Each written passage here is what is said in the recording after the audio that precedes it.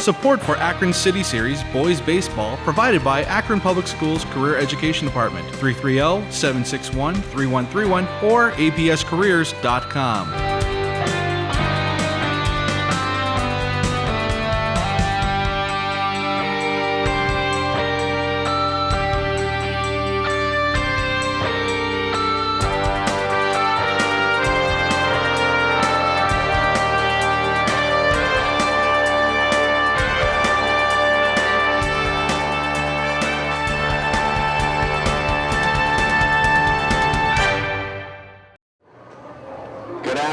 Welcome to Canal Park for City Series Championship Baseball Edition here. Joe Pukansky and Dave Shick with you on a absolutely gorgeous 80-plus degree Sunday afternoon for championship baseball. The rubber match in the series between these two this year. They split the regular season. Both won one game apiece. Ellet, the regular season champion, actually they won it by a half game. Their only loss in league play was to Firestone. Firestone was 9-2 in league play, so Ellet gets the regular season trophy, but winner take all today for the tournament edition. And as I bring in Dave Shick, Dave, your thoughts? Yeah, I mean, this one's going to be an interesting one here. Firestone has been hitting the ball very well. They come in on the season currently, what is it, 16-12, yes. 9-1 in the City Series. That one loss comes against Ellet. This is a team that also has very good pitching. Joe Cianciola not starting this championship game, but certainly could be used. Nathaniel Schaefer is going to get the start. They're starting pitching right now. As I was talking with the coach, their ERA is about 2.8. In high school baseball, that is outstanding, and that will certainly be a difficult task for the Orangemen as they come in tonight trying to be able to hit that ball well, especially here in the big stadium. And they do come in 500 on the season overall, only getting in 18 games. But they've been dominant in City Series play. Again, the regular season championship via that only loss against the Falcons. On the mound for them tonight is going to be the left-hander. Big task for him tonight, Brian Staley, as we'll see if he can bring it tonight with this potent lineup who's led off by, we might as well start with the City Series Player of the Year, Jordan Schaefer, going to lead things off. Playing shortstop, batting second for Firestone, the left fielder Drew Fight. In the 3 spot, center fielder Phil McIntyre. In the cleanup spot, the big hitting third baseman Trey Turner. Lance Dokes, the first baseman, hitting 5th. Joe Cianciola is the DH in the 6th spot. Kyle Riley, the catcher, 7th. Chris Mersweiler, the right fielder, and rounding up the order is going to be Nate Schaefer in the 9-hole. He'll be doing the pitching for the Falcons. Yeah, and I think as we did the Spring Classic here, beginning of this month here in April, we really found that the main part is going to be this first inning. Who can get out of this first inning without giving up a run? That's going to set you up real well for the rest of the game, because if you start with that hole in this big field, sometimes it can be too much. As we saw when we were here last time, the first person to score, and especially in that first inning, ended up winning the game. Ellet displaying 4 outfielders to start the first inning. A little softball style, and it doesn't matter as they put a super shift on against Schaefer. Tried to get in his head. He tried to bunt the first pitch, and then he lines the single down the left field line for the hit. Schaefer being looked at by many, many schools in the area, and he starts off in a good fashion with the line drive single. Odd shift there as they had 4 outfielders. Slow pitch softball style. Now they're going to have to contend with Schaefer, one of the premier base runners as well in the City Series. Always nice to have your best hitter leading things off, especially when he does what he does so well. Yeah, we saw last time we covered the Falcons, two hits and a walk, both of them for singles, as we saw here, and then was able to score 3 out of 4 times at bat. The last time getting on base with an error, but every time, 3 out of 4 times he got on base, he ended up scoring. You can see why that's so important to have that leadoff hitter. Drew Fight to the plate, takes the first pitch outside for ball 1. Beautiful Canal Park with its quirky little ins and outs of the outfield wall, jets in and jets out. 400 in the deepest part of center field. evens up on that one with a high fastball for strike one, 1-1. Much deeper park than both teams are used to playing in. Yeah, I was going to say that we covered Ellet just on Friday, and they played very well at their home stadium there, and really kind of took them a little while to get warmed up. Had good pitching to kind of bring them through with a 1-0 lead, and then added another one, and then exploded just in one inning, where they pretty much hit all the way through the lineup. And that allowed them to get 7 runs just in that inning alone. Yeah, the middle of their order doing a lot of damage with Nick Simcox and Corey Campano. Ooh. Looked like he was going to walk a little early. Yep. He assumed that was ball 4, but not so fast, says the umpire. 3-2 count. 4 umpires on today's game. They got every base covered. You don't see that very often in high school baseball. Only final tournament games. Pickoff move. Nothing doing over there. Well, and as we found out from Friday, a little bit of sunburn. I'm sure everyone's going to come into work on Monday with a little bit of sunburn. Certainly everybody here today will do the same. Yeah, Mother Nature said, I'm going to give you guys some time off. He goes upstairs, blows that one by. Fight for strike 2. Full count now. We'll see if they start Schaefer in this situation. Prolific base stealer. Ellet not really even looking at bringing anyone over to cover the bag. But one thing they do have, Dave, they have the left-hander on the mound, and with a quick move to the plate, he can kind of neutralize the running game a little bit, although we saw a lot of running the other day with 2 lefties pitching, 2 of the better left-handers in the league. Curveball, and did Fight offer? They say no. I want to ask for help down there, but he lays off. 3-2 curveball in the dirt, and the first 2 runners are aboard for Firestone. And now I think you're going to see the Falcons get a little more aggressive now. 2 guys on base, no outs. Phil McIntyre, do they bunt him over here? Do they play for the big inning? I'm going to guess big inning here at the top of the first. Fastball inside for ball 1, and Staley around the zone, but not quite finding it here so far. Yeah, I think they just kind of want to see, what Staley's going to give him. He hasn't been ahead of the count too much as he's been pitching here. May get another one on base before he can get within that zone. 1-1 to McIntyre. Off of the end of the bat, stays fair.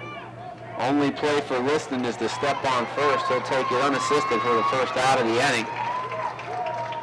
Both runners advance on the play. That'll bring up Trey Turner.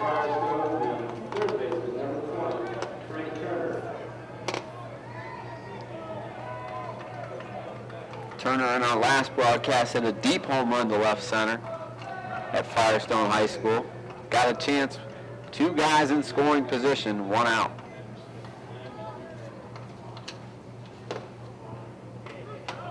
Curveball up and in a little bit.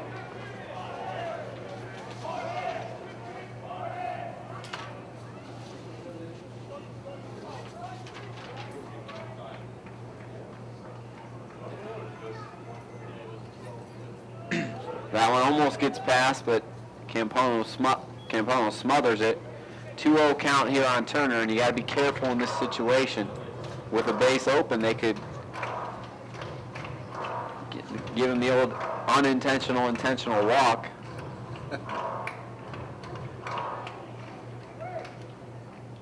Ellet's going to concede the run up the middle. Their middle infielders playing back. They're pinched in a little bit at the corners. And Turner tries to hit that one to Akron Children's Hospital and swings through it for strike 1. High and inside is where he delivered that one. Trying to keep things inside on him. That one misses downstairs again. 3-1 now on Turner.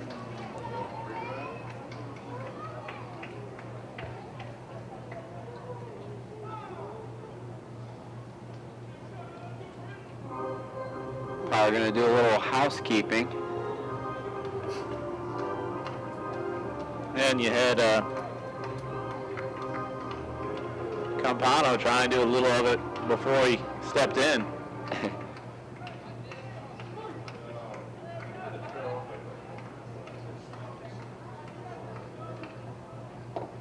3-1 pitch taken downstairs for ball 4.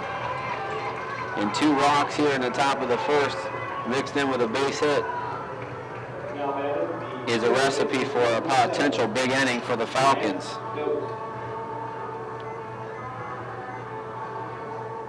Campano out to talk with Staley. Did have a base open there, so could afford to be careful in that situation. Yeah, I mean, as Staley struggled a little here, wanted to talk with his coach before the game about some of his strengths pitching-wise. Just want to know a little bit about your starting pitcher today. Tell me a little bit about your MVP. A little technical difficulty. Come back to that one. This play has resumed as well. Dokes takes ball 1, and partner, I know we have a great vantage point, but I don't know where that pitch was. That's why I was trying to get his stuff in before he may get pulled here in the first inning. As we used to say, you got to try to throw it in the Pringles can when umpire had a tight strike zone, but Staley has been a little bit erratic, and that's going to bring a visit from Coach Sarver. Yeah, we'll get a little quick expert on what Coach Sarver said about him before the game. Just want to know a little bit about your starting pitcher today with Minton. If you give us kind of his strength that he brings on the mound today. Brian Staley is, I think he's a change of pace pitcher. He can throw a decent fastball, but he changes speeds well, has a decent break and ball. If he's around the plate, throws where he wants, I think he'll be successful. Unfortunately, hasn't had too much success here in the first inning, but still plenty of time to get out of this one as the first pitch off the meeting gets a strike. Sometimes when you're facing good hitters, you try to be too fine, and then you get erratic. Misses with a ball again there. Now Dokes sitting 3-1. No place to put him here. Bases loaded here in the top of the first inning. Firestone trying to strike first. 3-1 pitch is driven deep. Aaron Mayo is on it, but he's not going to catch up to it. That's going to clear the bases. Dokes digging for second. He's on his way to third.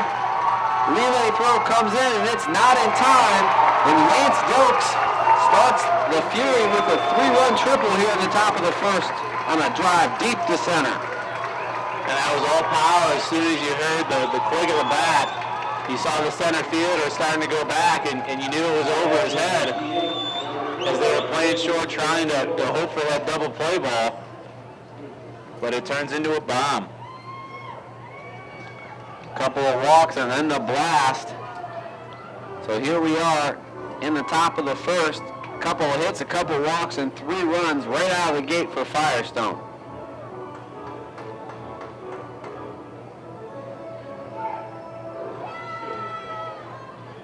It's going to bring Joe Cianciola, the designated hitter, to the plate.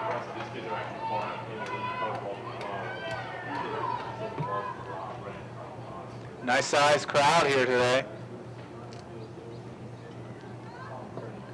For sure. I mean, even if you're a fringe baseball fan, yeah, I'll go to the park for a few hours to get some rays on a day like today. Yeah, you can see, especially looks like our Firestone softball players below. And that as ball 2. How about the Indians? I heard the other Saturday's game. That was their first non-opening day sellout, I believe, since the either 2007 or 2008 season. Well, one thing you know about Cleveland fans, Dave, they'll come out. They'll come see a winner. They will come support a winner. It's their first sellout of the season this year. And Staley continues to struggle, and you already see the bullpen down there getting loose for Ellet. Down in the bullpen, it looks like it's number 15, Nick Grubb, getting loose in a hurry.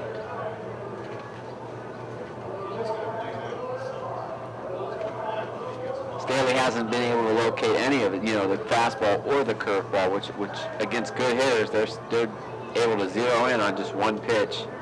Campano buying as much time as possible.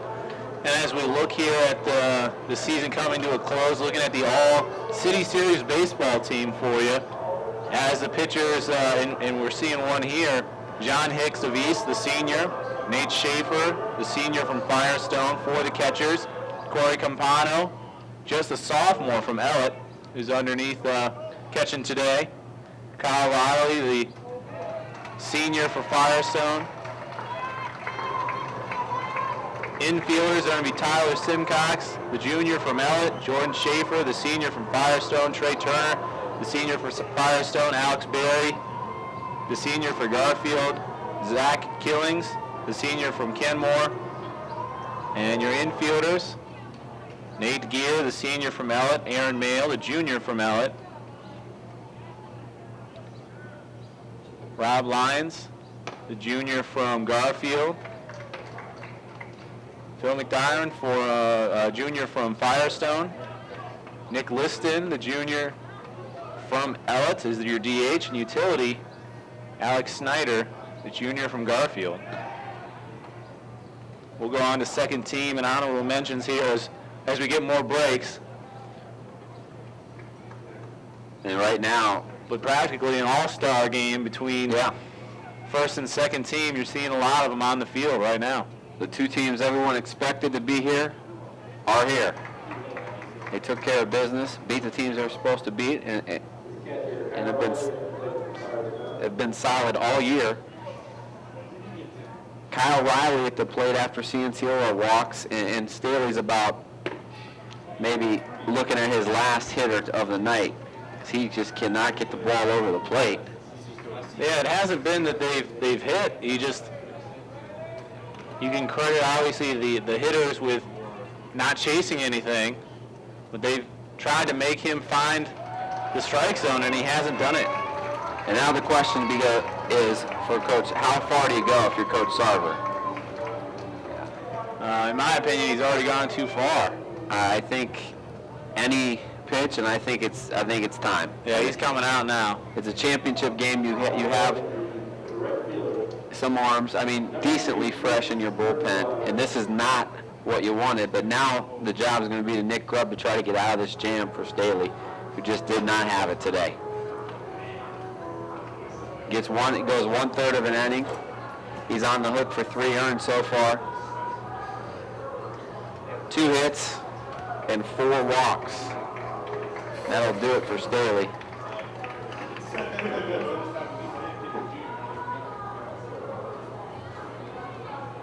Right-hander Nick Grubb going to come on to face the bottom 2 members in the order for Firestone. Chris Mersweiler and Nate Schaefer, as Firestone tries to blow this game open in the first inning.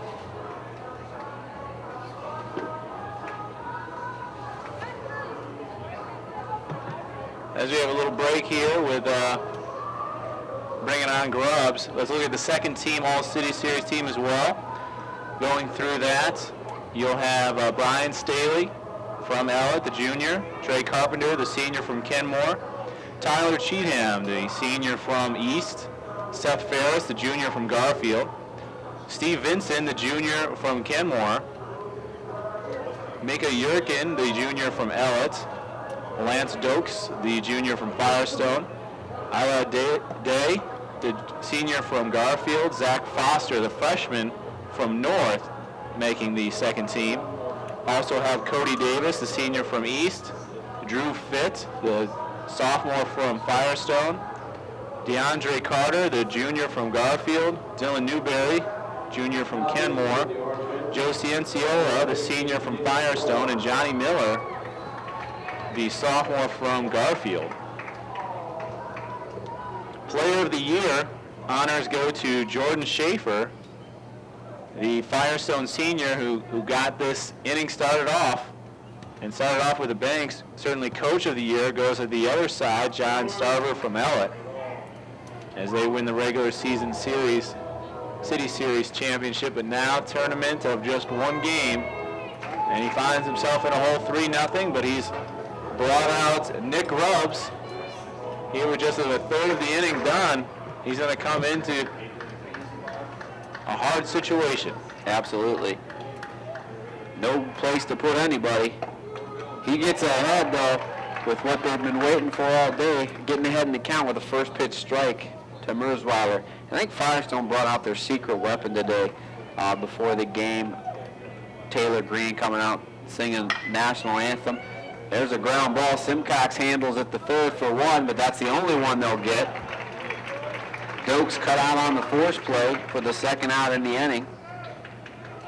Staley comes out with just 16 pitches. I'm sorry, 21 pitches. And a third of an inning. Gave up 3 runs, 4 walks so far, and I'll tell you what, if Ellet can get out of this inning with only 3 given up, that is going to be enormous. Nate Schaefer takes ball 1.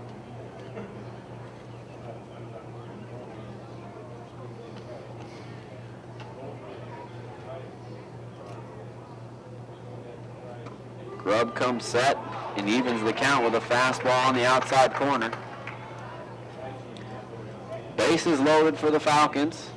Nate Schaefer trying to help his own cause as he'll be the pitcher on the mound when Firestone goes to play defense. Swing and a miss. And Grubb 1 strike away from doing a masterful job out of the bullpen here, keeping his team in the ball game. Yeah, and last time we saw Firestone, he came in for relief for the 7th inning.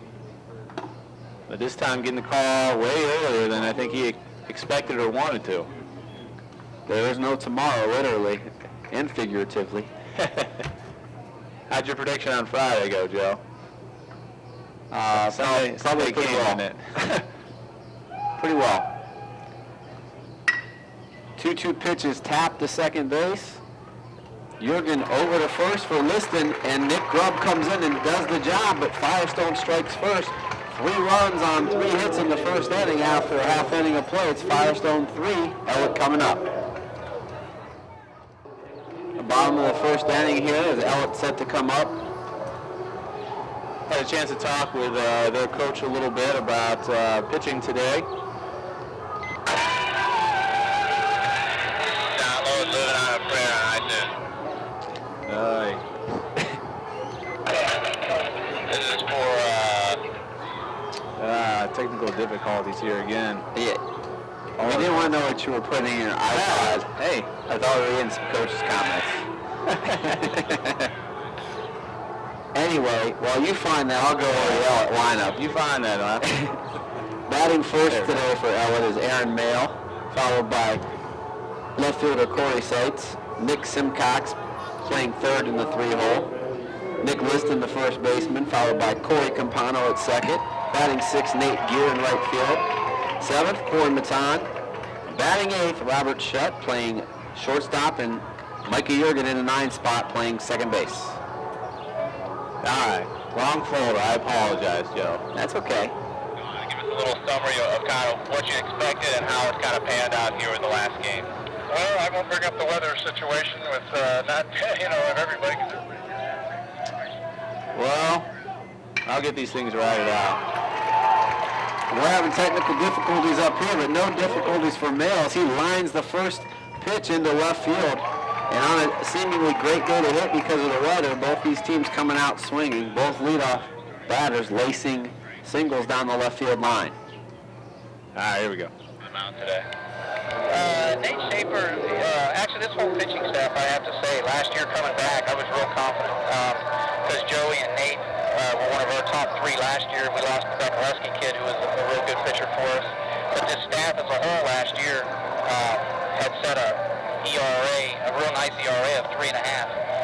And then coming into this year, I was expecting big things out of this staff, and they've really done that. Our pitching staff's been outstanding. Our team ERA is 2.8. So they've really done the job. But Nate has kind of stepped up as I would have said Joey Cianciola was our number one. And even going into the year, I'd have probably said it's not make much difference between Nate and Joey. I really kind of had two number ones, and I kind of still do. I'm approaching that game today that same way. But Nate has really had a good year, and he's had a no-hitter, a one-hitter against good teams, against Ellet and against St. V. And he's kept the ball down, and he's developed a new sinker pitch that's really helped him on his fastball, basically just cutting the fastball and not just throwing the same fastball all the time, four-seamer. He's gone to a two-seamer and a four-seam fastball, and it's made a big difference for him. See, once I find it, it's good stuff. Yeah, absolutely. Coach Lightfoot breaking it down excellently on his pitcher today. And we'll look for him. Actually, that last pitch, he kind of ran that two-seamer sinker, and they tried to hit and run, and it was fouled back. 1-2 now. The count on Corey Seitz. Curveball is lined into right field for a hit. They're going to try to go first to third. We're going to have a play at third, and it's not in time. Ellet aggressive on the base pass, and they're coming right back. Back-to-back hits, first and third, nobody out. And their big hitting third baseman coming to the plate, Nick Simcox.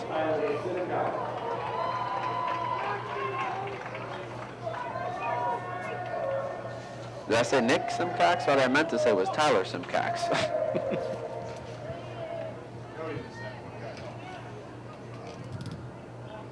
Simcox has been ripping the ball in our coverage. He has. If you look at what he did for us just Friday, 2 singles and a triple. An outstanding game, 3 for 4 with 2 runs, batted in. Got to walk that game as well. Yeah, a couple of 3-hit games. He likes when the cameras are on. Let's see if he can get it done here in championship game. 0-1 count. Pitch is high, and they throw through, but they actually run the cut play. Seitz into second base with a stolen base. A lot of different ways to defense the first third. You can just hold it and let the runner advance, which you see at the lower levels all the time. You can throw through, which you see at the upper levels all the time. You can run that cut play, which you also see. Curveball driven in the gap. Great jump. But it's going to be through the hole, and that's going to at least get Simcox to second. It looks like he's going to keep chugging for third. 1 run is in, 2 runs are in. Simcox is pumped up at third base with a triple, and here come the Orangemen right back. It's now 3-2 Firestone.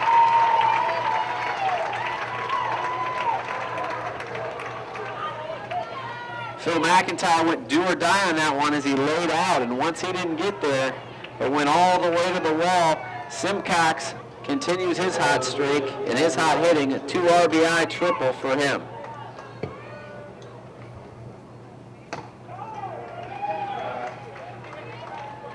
Strike on Nick Liston as he comes to the plate. Got to see him the other night on the mound. He got the win for the Orangemen against East. Playing first base today. And he drives it into the gap in left center. It's going to fall in, and McIntyre cuts this one off. But how about Ellet? A little bit of momentum after that rocky first inning by Nick Grubb, getting them out of that, and they come right back to tie it with 4 consecutive hits.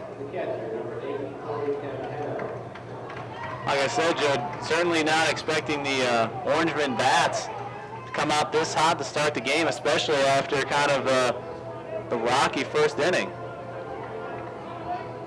We thought we may have a pitcher's duel.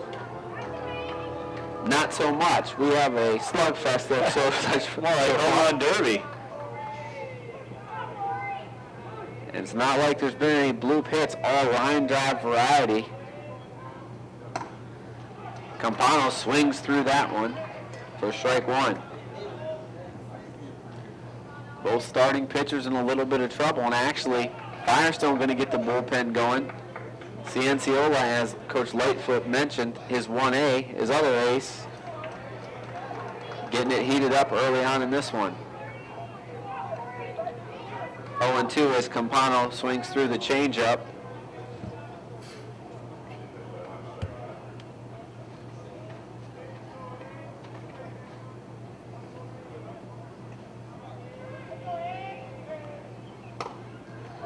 run our last game, 3 for 4, 1 run batted in. Also scored a run. As you mentioned, the sophomore first-team all-league catcher. Does a nice job of blocking the ball as well. 2 singles and a double when he was up. That game against East.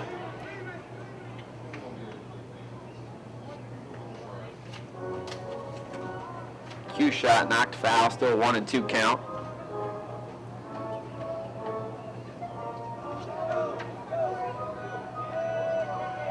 Another person that under the APS broadcast has hit well. Fouled straight back. Keeps the count at 1-2. Both times he's been on with us, 3 for 4. That's pretty impressive.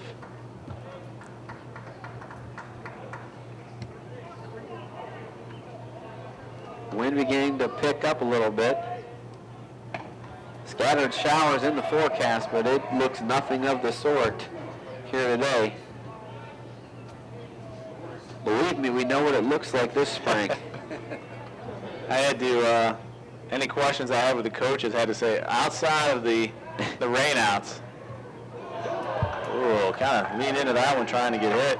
Especially when you notice it's a curveball, because it's not going to hurt as much because it's not thrown as hard. 3-2, we'll see if Ellet starts the runner here.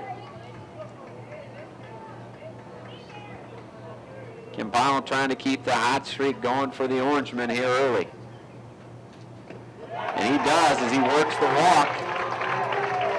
And in the first inning, Firestone gets 6 of their first 7 hitters to reach the plate. And coming right back, how about Ellet in the bottom half? Their first 5 guys have all reached safely. 4 hits and now a walk. Certainly not what we expected, that's for sure.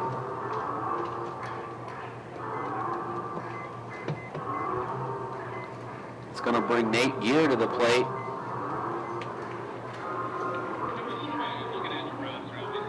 Cianciola looks like he's about ready in the bullpen. They're going to stay with Schaefer. Let's see how, again, the question is how long will Lightfoot stay with his ace? Had a chance to talk with Coach Lightfoot about kind of their season and how it's gone so far. Give us a synopsis of how it's gone for you guys. I would have to say that, coming in with 8 seniors and 12 lettermen coming back, that I think the feeling right now of the team is we underachieved a little bit. We would have really liked to have gone to district, in the Hudson district, and we fell short there with Medina, and then not necessarily losing to Ellet, but when we dropped one to East, and dropped us out of first place in the regular season, I think that was kind of a hurt. So I think the guys here are pretty motivated to make kind of right the ship sort of thing here on this last game. So. Obviously talking with Coach Lightfoot, I think they kind of started with a bang, and the bang has gone to a fizzle now. It's tying it back up at 3. Certainly not out of it, but I don't think either coach could say that he'd be happy with the starting pitching so far that he's had from either side. Yeah, one thing, it's a consolation prize, but the team that they lost to in the tournament, Medina, they went on to win that district, and they're going to be representing this district in the regional play next week. Always a strong Division I district that has played, the regionals played in Canton. Nice job by Schaefer as he gets the backwards K for the first out of the inning, and a big first out at that. And the first strikeout we've seen this game at all. Corey Mighton, the DH, in the 7th spot. He drills that first pitch, but right at the right fielder for the second out of the inning, and just like that, looks like maybe Schaefer needed that conference, because since the conference he's been spot on.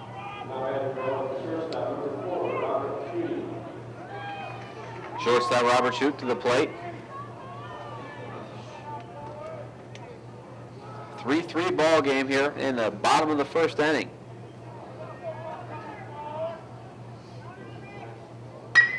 He drives the first pitch up the middle, and that's going to get through. They're going to wave the runner home, and that's going to be the go-ahead run. And there goes the deficit, and Brian Staley, the happiest player in the dugout there, as he's off the hook just like that. And Ellet in the lead. Shoots that one up the middle for a base hit. 4-3 now Ellet.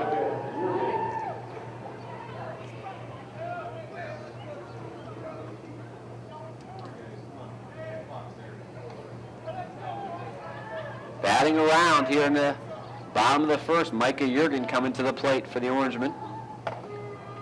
Takes strike one. Runners on first and second. This game feels like we're in the third inning for how much hitting we've seen.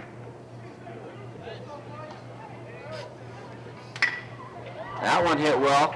Gets the second hop to Schaefer, and he flips the second for the force out. But Ellet, after giving up a 3 spot in the top of the first, comes back with 4 of their own, and after 1 inning of play, it's the Orangemen 4, the Falcons 3. City Series Baseball here on APS 15, supported by Akron Public Schools Career Education Department, where students can choose from 30 different career education programs. For more information, apscareers.com. Also want to let you know City Series Baseball here on APS 15, supported by Akron Public Schools, offering the Universal Breakfast Program to ensure a free breakfast for every student. Akron Public Schools at akronschools.com. Top of the second inning, and the Schaefer shift being employed again by the Orangemen, 4 outfielders. And I think strategy, as much as anything else, a lot of times they put the shift, it's try to get in someone's head that's really had a lot of success against you. He slices that one to left field, but right at the left fielder. Puts it away for the first out in the inning, and Schaefer is retired. It's going to bring up Drew Feit, who walked and scored in the top of the first inning.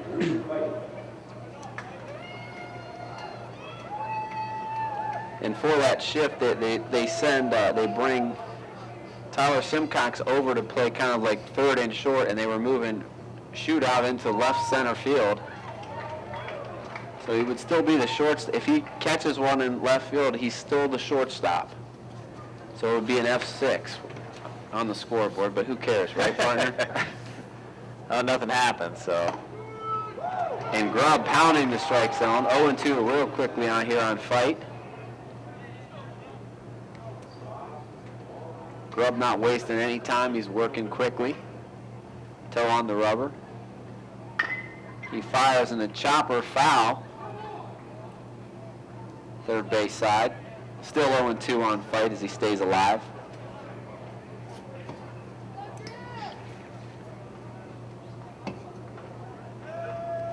Good crowd on hand here at Canal Park, and you have your choice. If you want to get out of the sun, you can sit along the third base side. If you want to get some rays, the first base side is working well here in this afternoon start. That one goes back to the screen for ball one.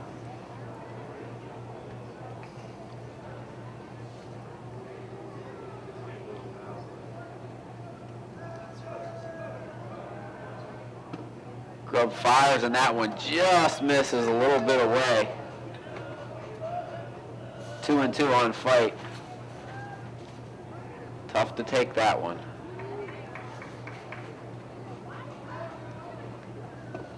Comes back, good sinking action for strike 3. Second out of the inning, that'll bring up Phil McIntyre. Grounded to first base in his first at bat.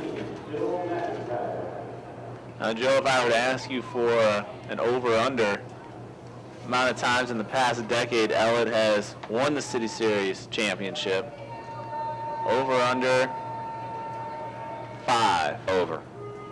Over-under 7. I was going to say 8. They're at 7. 7 in the last 10 years.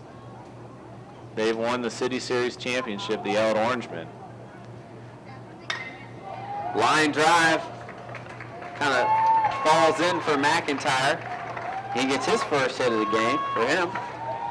It's just interesting when they print out kind of the past City Series championships. Over the past 30 years, Ellet, 16 out of 30. Chances are you get on the team, you're going to win. Good baseball program. I played against them. Probably some of those championship years. I don't know, when did you graduate, Joe? A while ago. Yeah, look, 93 I played against them. Yeah. 92 we played Firestone then too. They were pretty good as well.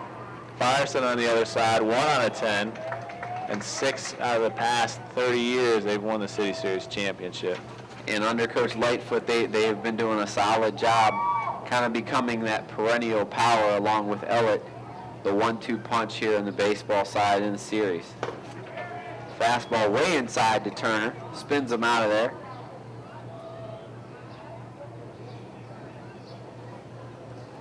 McIntyre on first. Grubb so far, 18 pitches into this game so far as he came in relief. So wild pitch goes by. McIntyre the wide turn at second as he was going on the pitch. If it went into the dirt, he probably would have made it. Luckily, Campano was able to stop on the grass to be able to turn.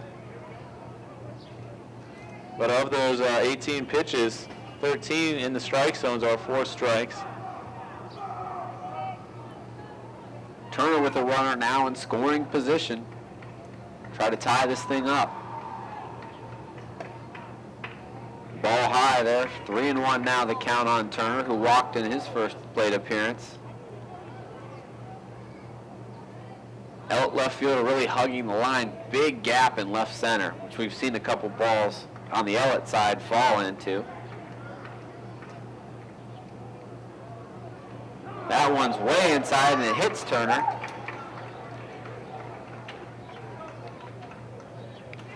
That'll bring up Dokes with a chance to have a really big day here, and we're only in the second inning.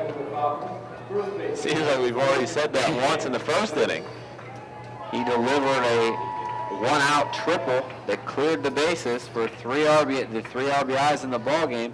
Now he's got 2 more guys on. And the first one was a blast over the center fielder's head. Mail's not much deeper this time, though. So Set he's in the going to same have to go spot. get after it. This one's a little higher.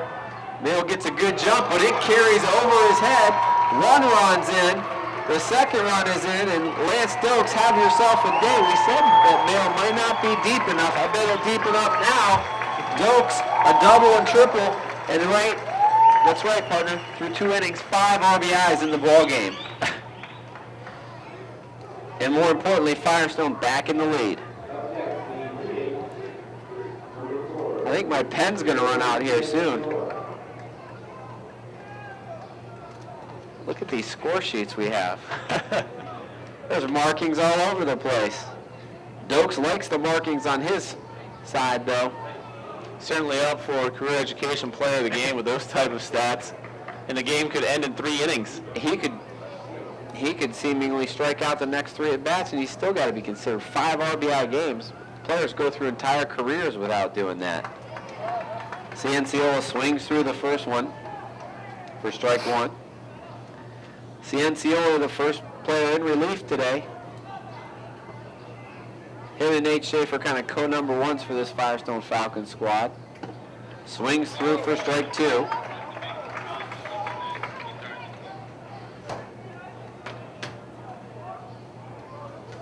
And Grubb, after getting the first 2 outs, has allowed 3 guys to reach in a row. Ground ball to short, deep in the hole, in the dirt, scooped by Liston for the 3rd out. Nice play over there by Liston to bail out. Shoot at short, and after 1.5 innings, Firestone scores 2 more and takes the lead back. He leads 5-4. We're back here in the bottom of the second inning. Ellet's going to try to recapture the lead in a offensive barrage so far in the first inning and a half. Ellet spreading it out. 5 hits in their home half of the first. They're going to have the top of the order and Aaron Mayo to lead things off for the second time in the ball game. Again, on the Firestone side, Lance Dokes, a double, a triple, 5 runs batted in. That's the difference as Firestone ahead 5-4. It's almost more of that basketball mentality, just one player beating you.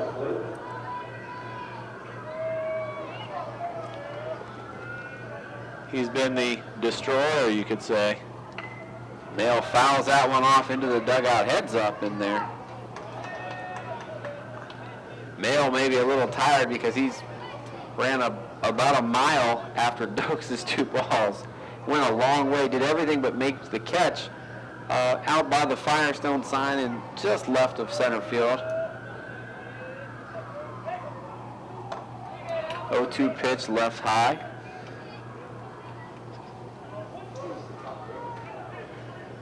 Aaron Mayo, junior center fielder.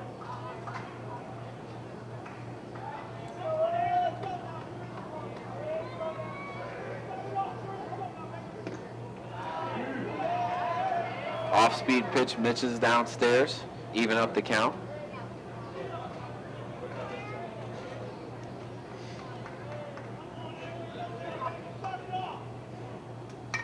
Loopy curveball foul back here. I was able to catch that one a little harder. Go ahead.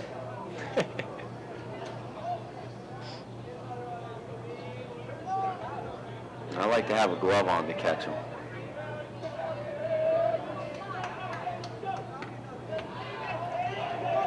Misses again with the off speed, and Mayo has worked the count to full here.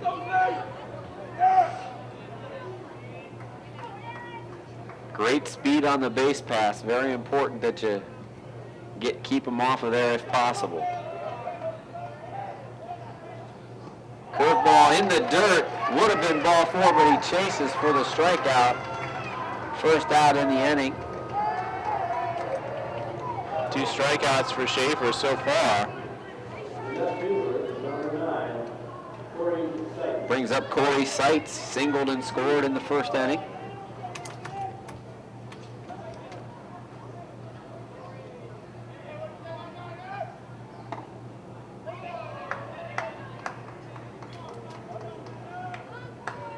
Seitz playing left field today.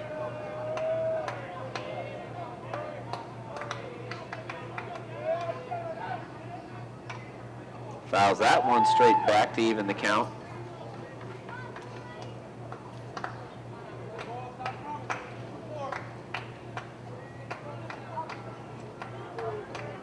Ellet wearing the orange and gray unis.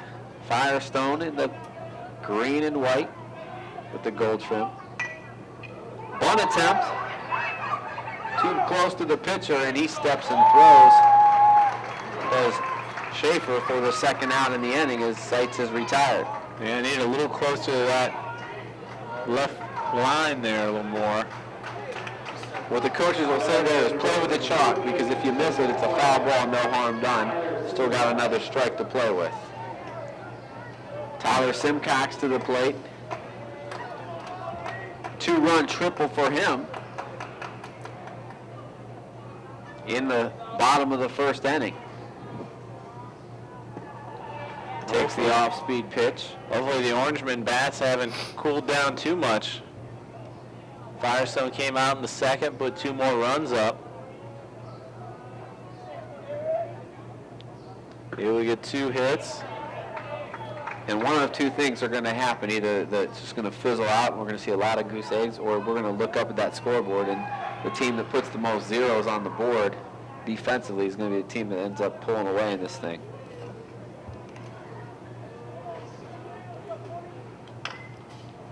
Or we could have I don't know if I was reading on the internet that a game shattered a record for us. There was a softball game in California. 48-47 final. They said it shattered the record by like 29 runs. I mean, if you're going to break a record, you might as well just absolutely obliterate it. Foul ball as Simcox fouls it back. 2-2 count on him now. I think I might retire before we get to that point. 48-46. How long was that game? And how about the pitchers in that ball game? I'm glad I got out of there with an ERA of 16. Oh, great hit. They had it played. Again, they dive on Simcox's ball and can't get it. This will give him a chance to maybe get another triple. And they're going to hold him at third. Kind of caught in between in left field was Fife there, and he makes a dive for it. And he goes all the way to the wall. Back-to-back triples for Tyler Simcox. And he's on third base with 2 outs in the inning. Well, you might have saw that we did get a little bit of rain this morning. He tried to dive and kind of slide on his legs and just kind of stopped. He really didn't slide across that grass at all. Yeah, it would have been a great play. That's always the decision there as Liston fouls it back. Do I pull up or do I try to make the great play? And certainly when runners are on base like they were last time, might have been better to cut the ball off. Here, it doesn't hurt as much as at least he doesn't get all the way around to score.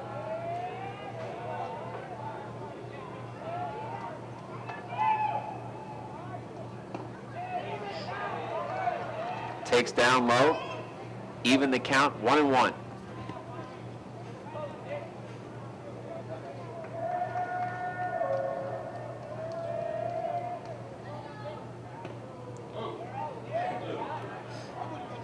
Ball 2 on the curveball. He just hasn't been sharp with that pitch. It's been around the zone, but his stuff is not maybe leaving it a little bit up in the zone too much. Throws that curve again, and that one's pounded to Trey Turner at third. He throws it over across the diamond for the third out of the inning, and finally a goose egg on the board as Firestone, after 2 innings, leads in this one 5-4. Akron City Series baseball here on EPS 15, supported by Akron Public Schools, offering open enrollment, which allows students to transfer to other Akron schools for specialized studies. Akron Public Schools at akronschools.com. Also, City Series baseball here on EPS 15, supported by Akron Public Schools Career Education Department. Career education programs are supported by industry-based standards identified by 30 different business advisory groups. For more information, apscareers.com. Kyle Riley, Chris Mersweiler, and Nate Schaefer, 7, 8, 9 in the order due up here. In the top of the third inning for the Falcons. Riley gets fisted on that one. Shutt comes and fires at first for the out. A little bit of a collision, but no harm done at first base. 1 pitch, 1 out here for Grubb in the third inning. That's going to bring to the plate Chris Mersweiler into a fielder's choice in the first inning. 1 pitch, 1 out. We have not seen that today. Until right now. We just saw it. Such insight, Joe. It's Preluded that so well. We've never seen that until now.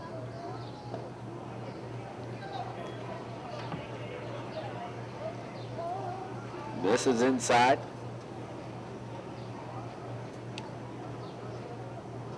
Here from beautiful Canal Park, where the Arrows have kind of been heating up a little bit.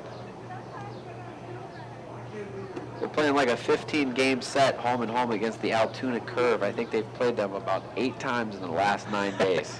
Every time they play, it always seems like they're playing them. I was going to say what, if you look at kind of Cleveland and kind of the Cleveland sports, or Ohio sports area, part of me kind of thinks that Dan Gilbert's right, that LeBron took the curse with him, because since he's left, Ohio State football, pretty good. Ohio State basketball, pretty good. Able to carry us through, and now the Indians. Win the draft lottery. Yeah, you haven't really had a downer. You've had, outside of summer, which there's no sports going on, but after his decision or the decision, had has some good things to still cheer for. Well, that's the thing about the Indians. People were hopeful with the Browns, but the Indians, their start has surprised everybody.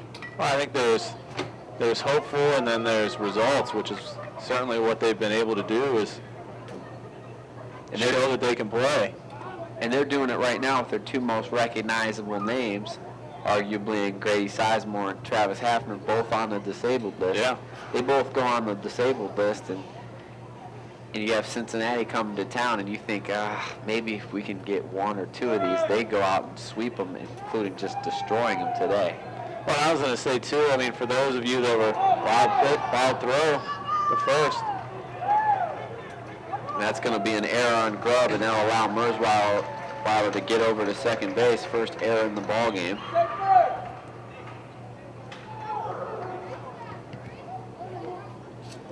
But yeah, the Indians are playing pretty good defense. They're getting really good starting pitching. Their bullpen's been among the best, and they're hitting the baseball too.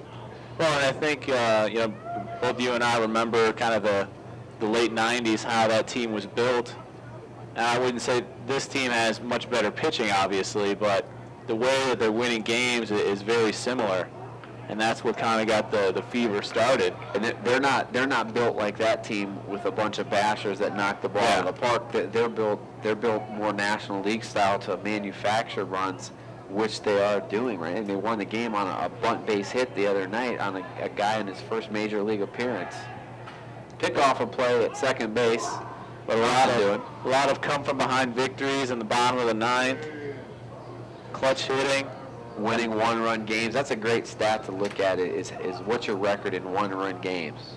Well, I think when you do go to the ballpark and you get to witness a game like that, it kind of reminds you about all the good things that baseball as an entertainment side has to offer. And we talked about this a little bit the other day, but they're off to a good enough start where, barring an 8 to 10 game losing streak, they're going to stay in this thing to the All-Star break. Oh yeah. And then you become, in baseball, you become a buyer instead of a seller, and you maybe can add a piece to your roster. Well, I think we get a little farther into the season, and as you said, if you don't have that 8 to 10 game losing streak, you could potentially be way ahead if you can be a little more consistent during the summer. Because some teams will kind of hit that bump as well, and once they get behind, 8-10 games from first place, then they, as you said, turn into sellers, and they might get rid of a lot of those pieces that would even keep them close. I mean, Minnesota's almost to that point already. Team that a lot of people picked to win that division. Schaefer chops that one. That's going to be a tough play for Simcox. He gloves it and fires. Great play at first. What a play by Simcox. Didn't get a good hop either. And nice job by Liston over at first base, holding on for the second out in the inning. I rifled that one over there for sure. That's a big play because it gets him the second out. Now with 2 outs, they're going to play it straight, it looks like, on Jordan Schaefer this time. And that's why. They're just going to walk him. That would be why, Joe. Because he's not even going to see a ball. Well, I think, and I've been in the same situation as Coach Sarver. I think he's been beaten once too many times by Schaefer, and he said, look, we're just going to have somebody else beat us today, whenever we can. That doesn't mean you don't walk him when nobody's on base. You go to him then, but if he has a chance to hurt you, you just take it out of his hands. Problem here is he's probably going to walk to second base.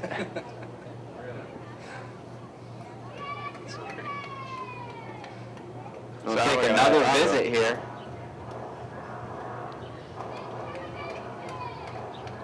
And we had talked about, kind of looking at this this Ellet squad, whether they might bring some other pitching into this game as well, whether, they go farther down into their lineup and bring in Jurgen. All hands on deck. Well, yeah. I was surprised I didn't go to him right away in the first. We know it won't be listed because he threw about 80 pitches on Friday. Yeah. unless he had a batter in him. I mean, it's not going to be much more than that. Well, he might come in. I could see him coming in as just a reliever a little bit later in this game. And that just depends on the guy, because some guys can't come back. Yeah. With good reason. Usually you can throw that many pitches, you're down for 4 or 5 days. And it's hard in high school baseball because you see he's out there playing. You're not getting that true rest. Old third to first move. They say it works in the gym, but not on an 80-degree day at the end of the season.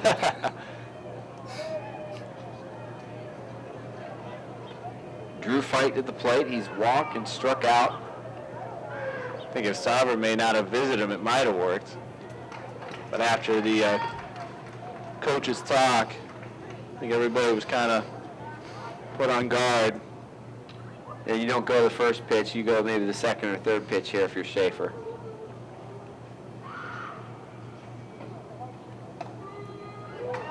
I would expect him to go this pitch as that one's over for strike one. You don't want to necessarily take the bat out of Drew Fight's hand, but if you get a good jump, go ahead and take it.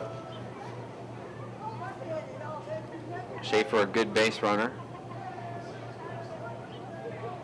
He does go, and that one's fouled off. Third base side for strike two. 36. Grubb one pitch away from getting out of this.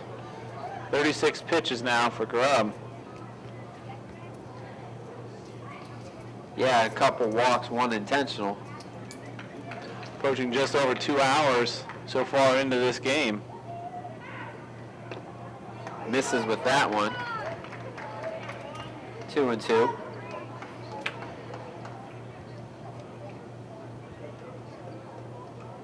No, not 2 hours yet. Like an hour, about one. What time was it? About 5:05 start? About an hour. They're going to throw through and try to get him. It doesn't work, and the double steal run successfully by Firestone to get another run. Give both guys a stolen base on that one. Schaefer to second.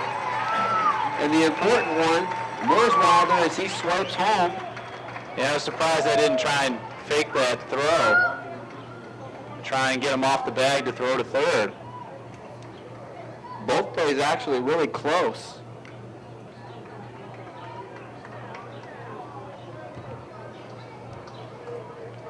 And now you have Fight sitting with a 2-2 count. Was a good pitch to throw up high. He actually, that's ball 4. Pitch behind on the scoreboard. And Fight walks. Third walk in the inning. So Firestone with a run in the inning without getting a hit.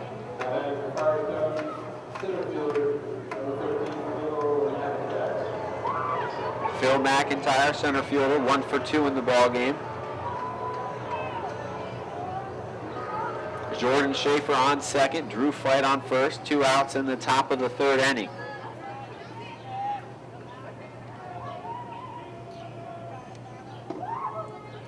That off-speed pitch is over for strike one.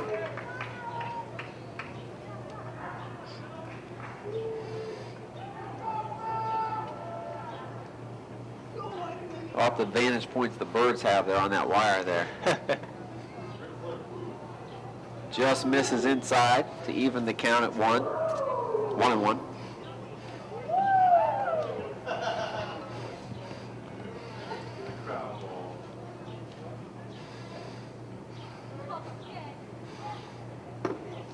Curveball swung through by McIntyre.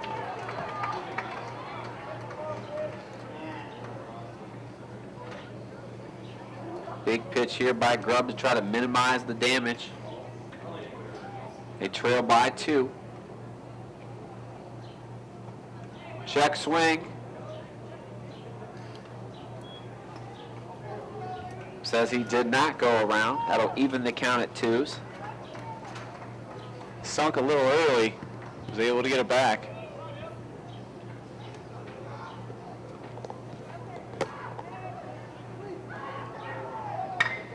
Two-two offering is driven into left field. Diving play, and coming up with the ball, left fielder Corey Seitz as he loses the hat, but dives and holds on to save at least one run. We talked about last game. Every time he goes after a ball, he loses his hat. There's too much hair on his head. But he does come up with the ball. Firestone, though, gets one run without a hit. A few walks in that inning, and after 2.5 innings of play, Firestone 6, Ellet 4. All right, looking at the Akron Public Schools academic all-city baseball team. We'll get the first couple teams in here because it's a pretty long list, starting with East High School. Tyler Cheatham is senior with 3.6 GPA. Kyle Light from East as well, the sophomore with 3.8. And then we go over to the Orangemen with Ben Bezweatherick. He's the senior with 4.4 GPA. Nate Gear, the senior, 3.8. Aaron Mayo, the junior, 3.9. Corey Midden, the senior, 4.1. Tyler Sherrod, junior, 3.9. Tyler Simcox, the junior, 3.8. And Brian Staley, the junior, 3.7. Also have for Garfield, Adam Spizak, the sophomore, 3.4. Mason Swires, 3.5, the junior. Aaliyah Day, the sophomore, 3.4. For Kenmore, Andrew Calvert, the junior, 3.5. Trey Carpenter and Zach Killings, both seniors, both 4.0s. Ball by Corey Campano hit into the gap just out of the right fielder's hands. Chris Mersweiler, and it'll fall for a single to start off the bottom of the third inning. We'll get back to the academic all-city team at our next break. Certainly have North and Firestone, our last two schools left. Yeah, so on the Ellet side, because we mentioned them, not only can they hit, but they also are hitting the books too, sounds like. Certainly the two leaders, Firestone with more, and with the top performer, I'll prelude that, someone higher than 4.4. Wow. Nate Gear fouls off the first offering.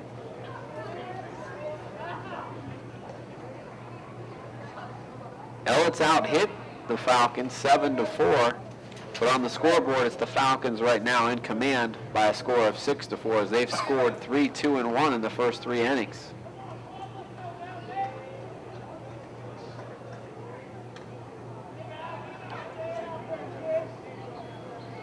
We'll see if this is might be an advantage to be the home team and to get the last bat here tonight, though, on a day where the offense has ruled supreme.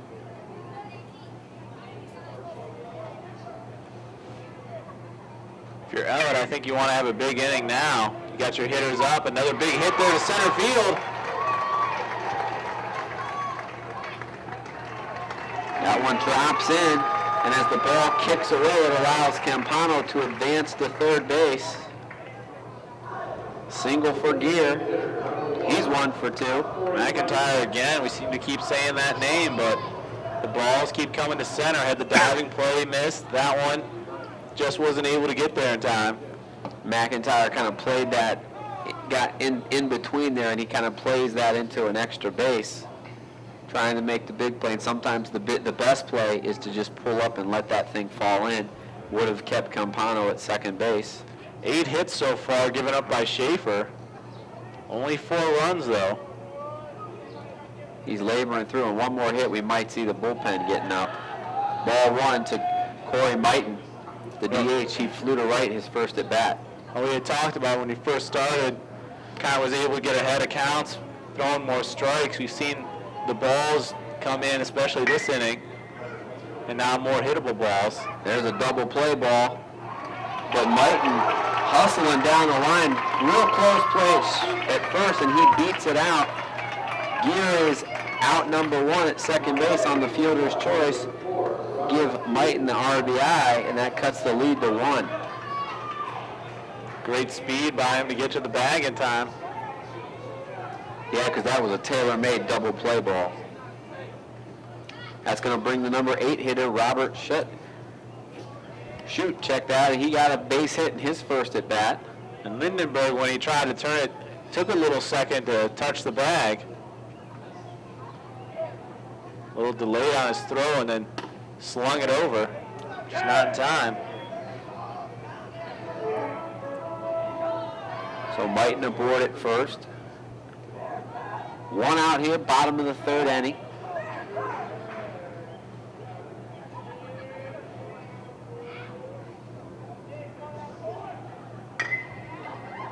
Ball fouled off.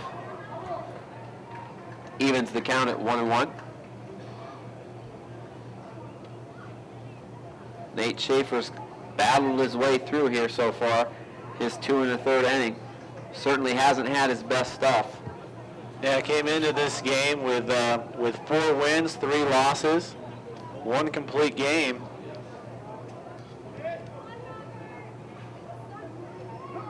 That one too far inside, and it plunks. Shoot. Hit by a pitch. Now runners on first and second here, and that's going to bring up number 9 hitter Micah Jurgen. No one warming up yet.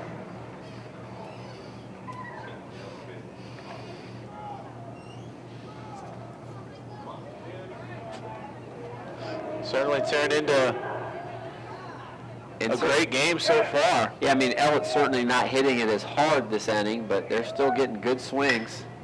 There's another one, and that one's lined on the run to McIntyre. He makes a nice play that time for the second out of the inning. Certainly can't say that he ran the straight line to get there. Adjusted, but made a great catch. Second out of the inning, we're back to the top of the order. And how about all these guys, third inning, they're already in their third at bat. Aaron Mail, he's 1 for 2. He singled and struck out. Curveball over for strike 1.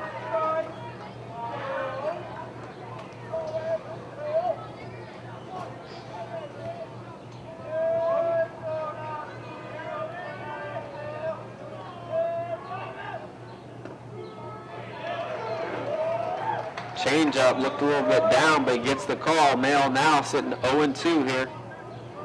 2 outs in the home half of the third.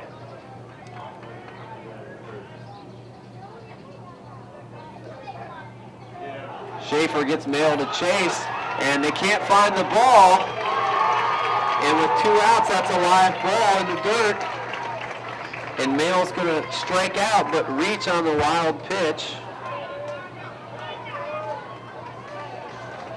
As the catcher could not find the ball. Kyle Riley couldn't locate it. And we'll see if that brings new life. 2 outs, bases loaded.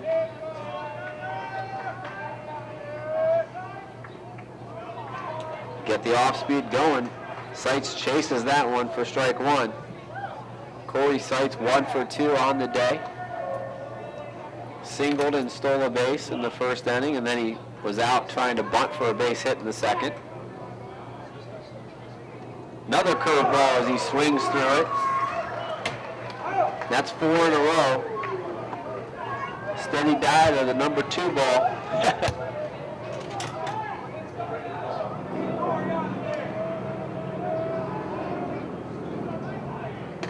That's a show-me pitch upstairs. I'm going to say, partner, he's going to come back again with the curve. It's a good assumption. Why wouldn't he? Because he's got a little time here. Bases juice for the Orangemen. He goes with the fastball. See, you can't. You gotta. That's why you got to be ready. You never know. So you said it was a thinking man's game, Joe. Trying to overthink it a little too much. Well, as a hitter, I always looked fastball and adjusted to everything else because my hands, or unless I was completely guessing, which happens sometimes. There's the curveball, driven to right field for a base hit. 1 run is in. Ball bobbled in right field, And the go-ahead run comes across. Corey Seitz staying back on the curveball. Big hit, 2 RBI single for him. And Ellet now back in the lead, 7-6. Back and forth, 10 hits given up by Schaefer. And now 7 runs, all earned. And now 2 guys on base for Tyler Simcox.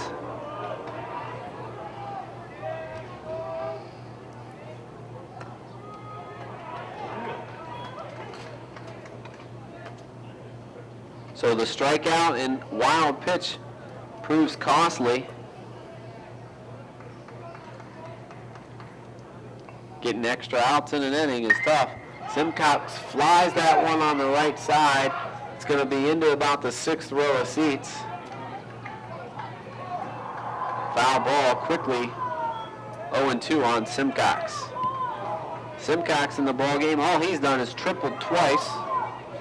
2 RBIs.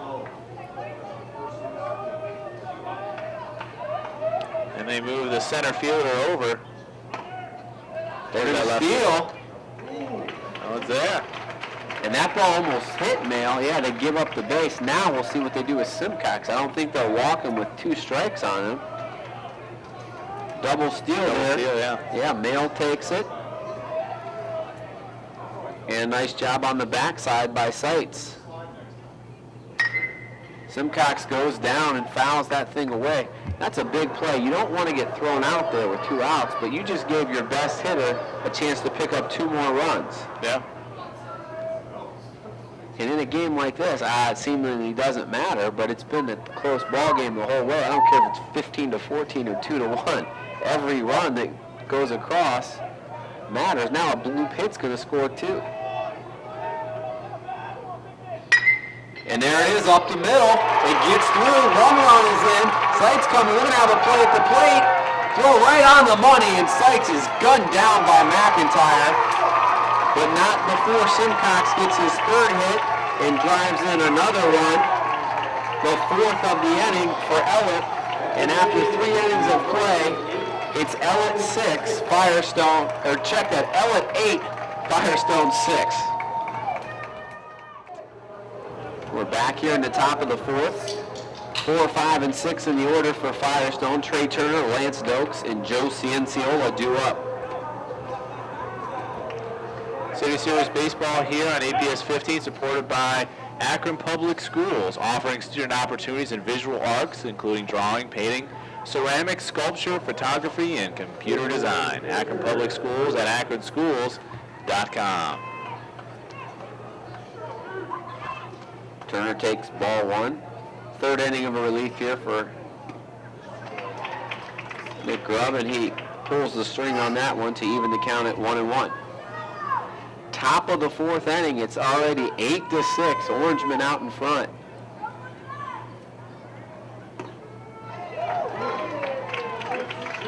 Strike 2 on the outside corner.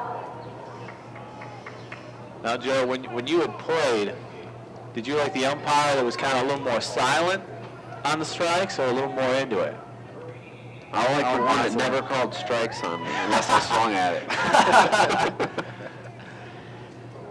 Good dodge of the question. I don't like the look at me types, but I like a little bit of enthusiasm out there because it's a game where sometimes there's not a whole heck of a lot of enthusiasm. So I like a little bit of an emphatic call. Let everyone know if it's a strike or not. Turner works the count to full. And we had talked about who was going to have the goose egg, and Ellet in the 2nd inning doesn't get anything up there and then comes back with another 4 spot. Off speed on 3-2, and they just won't let Turner get anything to hit. He's on base for the 3rd time. 2 walks and a hit by pitch, but he's been on every time. And that brings Lance Dokes. All he's done today is a 3-run triple in the 1st inning and a 2-run double in the 2nd inning. And this lineup, just through this game, you can see the problems that you have. Love to just give them the base, but problem is there's too many good hitters. Grubb gets ahead with that fastball. Mail a little deeper this time in center field, as he's been burnt twice by Dokes.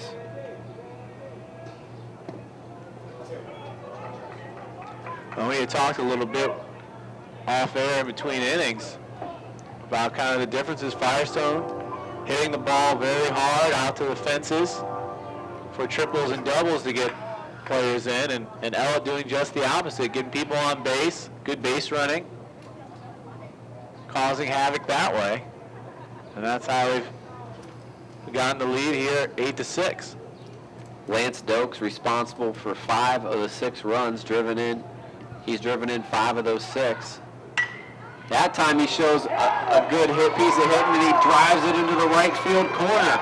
Going to be extra bases again. They're going to hold Trey Turner at third with no outs.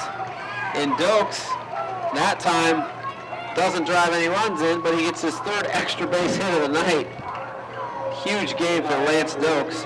And that was a pretty good pitch. He just went and drove that thing into the right field corner on the off speed.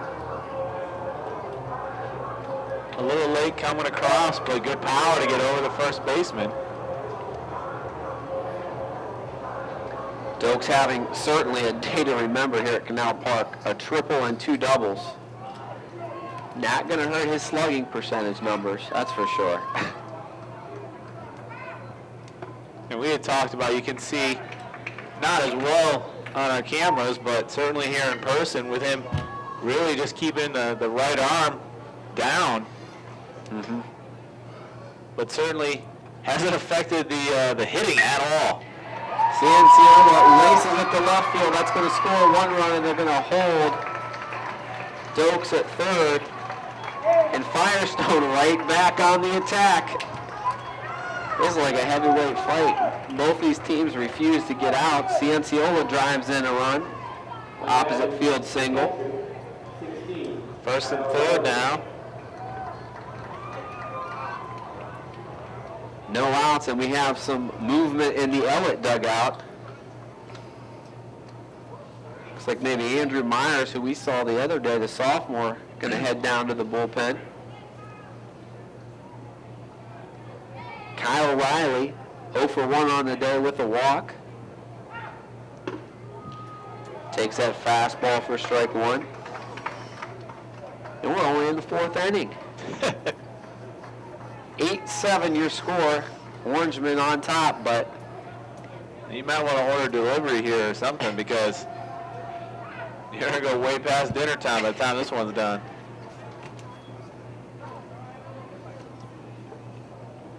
Of course, I believe the concession stands are open today, so.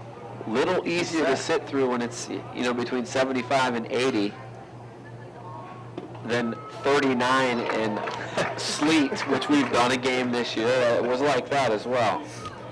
We're sitting there trying to take stats with our gloves on. I barely even hold our pen.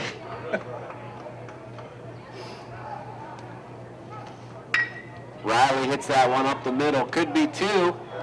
Changes the mind, and the indecision at second base keeps them from turning the double play. Riley aboard on the fielder's choice. He'll get a run batted in to tie the ball game. Cianciola cut off on that fielder's choice at second base for the first out of the inning. Dokes comes in and scores. All that guy does is hit and score. See, that was a mental thing by Jurgen. If Jurgen's playing in there, he can come to the plate. You're going to give up that run, but you want outs in that situation. And with the catcher running, Riley not the most fleet of foot, the indecision cost him the chance to turn the double play. Chris Mersweiler, he scored in the 3rd inning on a double steal, swiped home on that double steal. Fouls it back. Nobody wants the lead in this game. Everybody just wants the last at bat. Yeah. Firestone has not been denied. 3 in the first, 2 in the second, 1 in the third, and 2 here thus far in the 4th inning. Bunt fouled back. Be 1 and 2 on Mersweiler.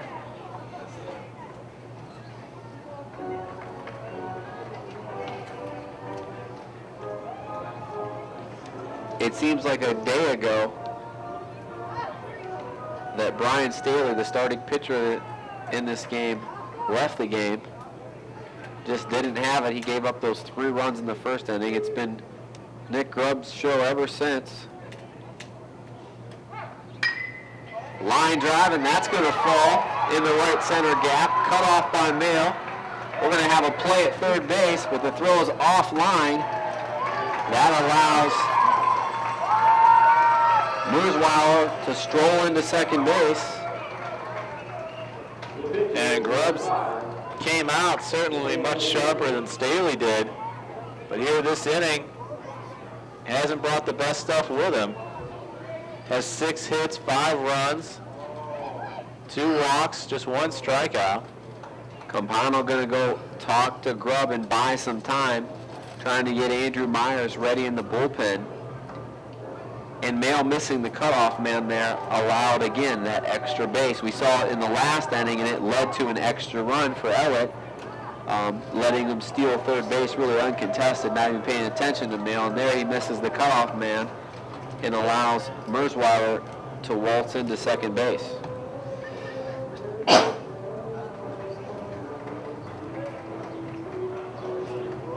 And I think they just called back partner Nate Schaefer, which would tell me that his day on the mound is probably over.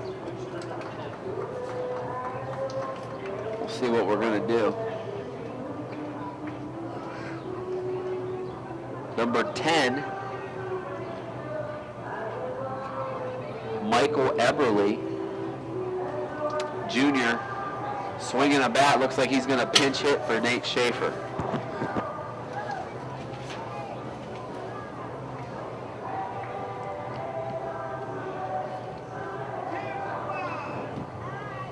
For 5. Did you hear it? Yeah. Of course, they can always re-enter Schaefer too. So Yeah, that's what I was looking at to see if they don't really have him listed as the same base. that tells me right there is they're getting Cianciola going though. Yeah. And how fast he's going. Is he just tossing? If we see him heating it up here, you'll see him coming in here in the bottom of the 4th. Yeah, we talked about that. We thought Schaefer it didn't have his best stuff anymore. Certainly not. And we thought he should have been gone earlier in the inning. Mike Eberly pinch hitting here. Good situation for him. Guys on second and third with 1 out. Hang on, Sloopy in the background. It's tough not to sing along, but with the microphone here. Play a little air guitar.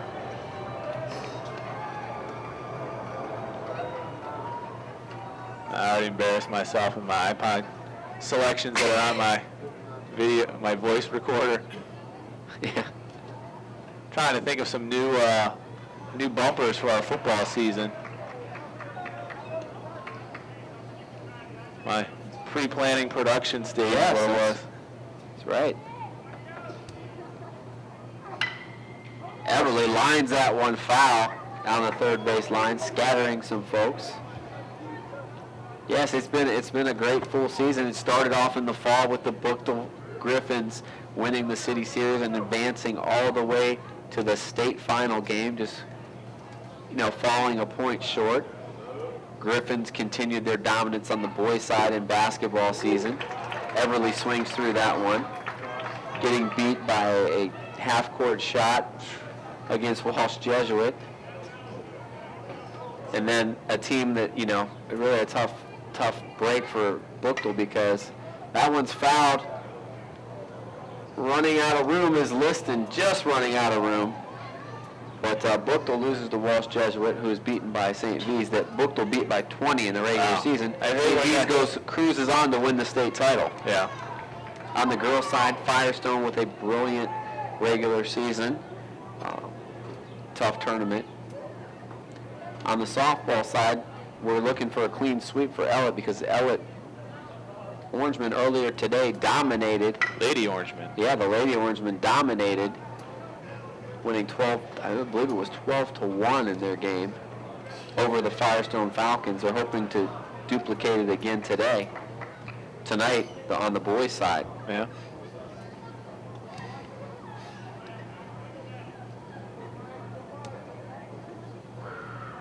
A lot of great individual performances. We've seen this year Eberly having a good at bat here. He runs the count even to 2-2. And I'd say, partner, for Nick Grubb, he's going to have to get Eberly here with Jordan Schaefer coming up.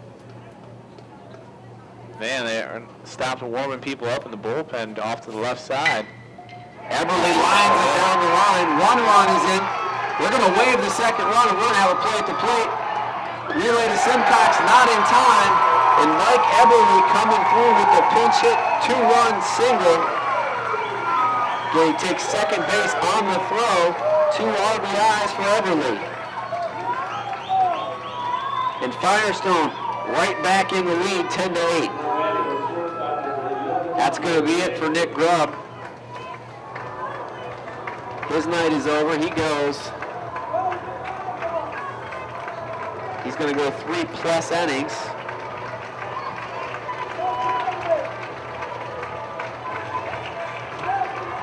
He's going to give up 7 runs.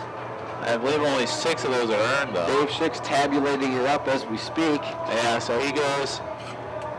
We're running out of real estate on our score sheets. Yeah, it's a little squirrely, but I have 4 innings. 4 innings, 7 hits, 7 runs, 6 earned, 2 walks, 1 strikeout, hit a batter, and had a wild pitch. Did that with, 61 pitches over 4 innings. As we have Andrew Myers getting warmed up, we'll touch a little bit on back to the all-city academic baseball team. Last two schools left are going to be North with Zach Foster, the freshman with 3.5. Jackson Harris, the sophomore, 4.0. Trevon Terrell, the freshman, 3.5. Joe Cianciola for Firestone, the senior, 3.9. Mike Eberly from Firestone, the junior, 3.7. Robert Kingley from Firestone, the senior, 3.7. Tom Lingman, the sophomore, 4.0. Drew Lindenberg, the senior, 4.3. Jordan Schaefer, the senior, 4.0. Trey Turner, or George Trey Turner, the senior, 3.4. And as I preluded to, Kyle Riley, the senior, 4.57, the highest GPA of anybody on the academic all-city baseball team. Nice to have your catcher as possibly your valedictorian, at least of your baseball team. Exactly. Top of the order in Jordan Schaefer. He was intentionally walked, and with a base open, we'll see if they stay true. And he is, look at Coach Sarver. Man, get out of my head, Coach Sarver. Put him on. He is not beating us, says Coach Sarver. Also, certainly want to thank those that put together our City Series Akron Public Schools Department of Interscholastic Athletic Program for the 2011 High School Baseball Championship today. David James, the Superintendent of Akron Public Schools, and Joe Howard, the Program Manager of Akron Interscholastic Athletics. As we reset here, we're only in the top of the 4th, and it's already 10-8. Buckle down, folks. Drew Fight, his 4th at bat in the top of the 4th inning. And sophomore Andrew Myers with runners on 1st and 2nd is going to deliver ball 1. They just intentionally walked Jordan Schaefer for the 2nd time tonight to set up the double play possibility. Fight fouls it back, almost into the bay next to us, off of the facade.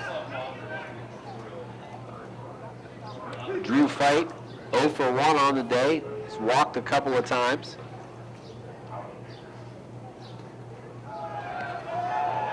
Late break, we're going to have a play at 3rd. Simcox stops it, and both runners advance on the wild pitch. Ouch. Yeah, he stopped that with his chest. A walk, a wild pitch, and a bruise on your catcher's chest.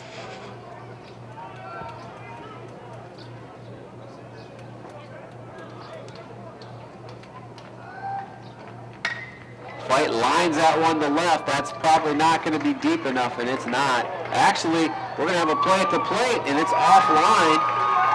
About 5 feet off to the right. Took him off the plate. Plenty of time there, though. Yeah, it looked like he wasn't going to go. Kind of a late break, but sac fly for Drew Fay. He'll take it. He gets an RBI. In a 5-run inning, and it's 11-8 now. It's going to bring Phil McIntyre. And for the second time, Firestone has batted around. And you said this offense was potent. You weren't lying, Dave. 2 outs now. Add another run to Grubbs. Yep.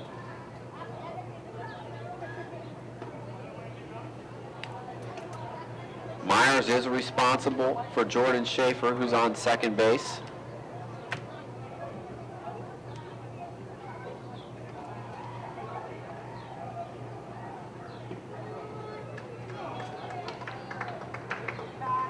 Strike one.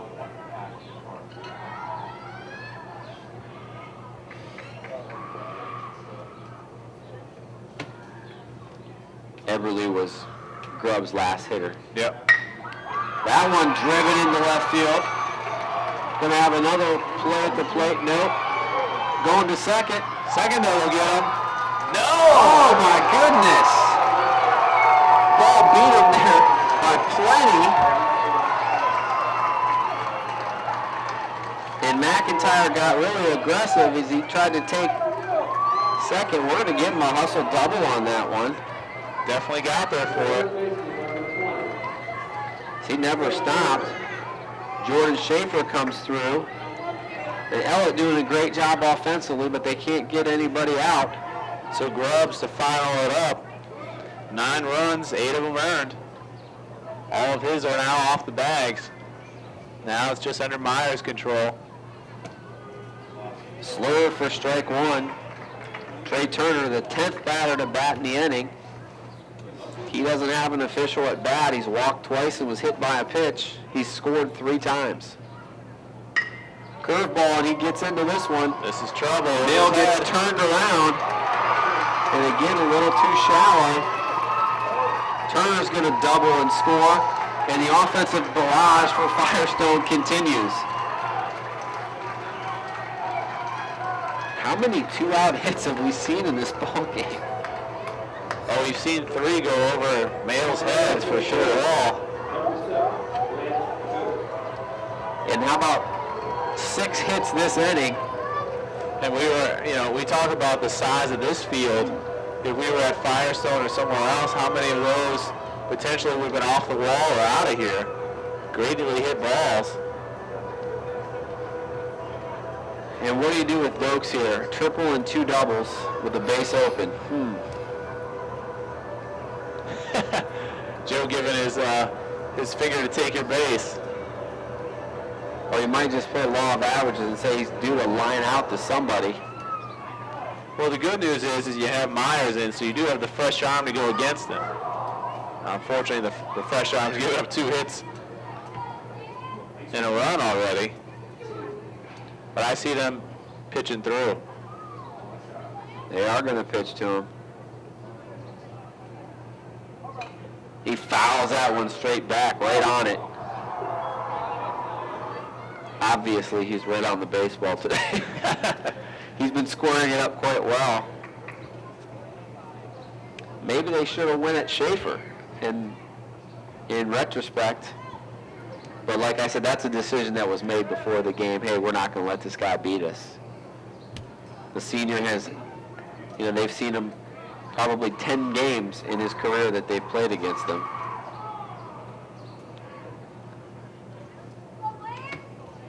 Lance Dokes, 3 for 3 with 5 RBIs on the day. Oh, and that's just the strength of this team. Even if you take one guy out, still have another one that's eating up your lineup. Wild pitch there. And the second. And the question mark for both teams, and it's going to be Cianciola next, is going to be what guy is going to be able to come in and record some consistent outs. Because whoever it does is going to be the winning pitcher in this ballgame, because it's certainly not the starters or anyone that we've seen thus far. 7 runs in this inning. Ouch is just the first way to say it. 2-1 now on Dokes. He's in a good hitter's count once again.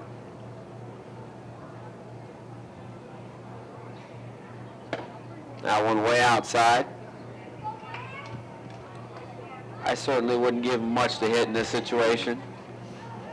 Maybe make him chase. 7 runs in.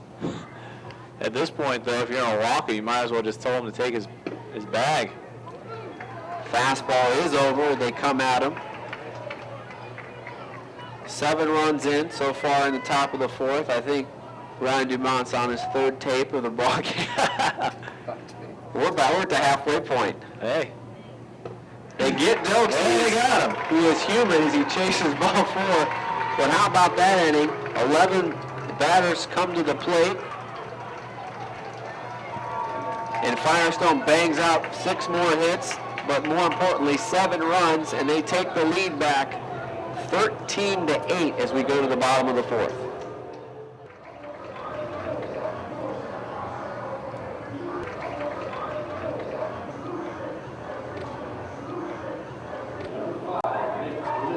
As we start here, I had a chance to talk with the coach of the Falcons a little bit about kind of Coach Lightfoot about most improved player that he's had this season. A little bit, looking at your roster, obviously a lot of lettermen coming back, but who would you say has had the biggest improvement this year for you?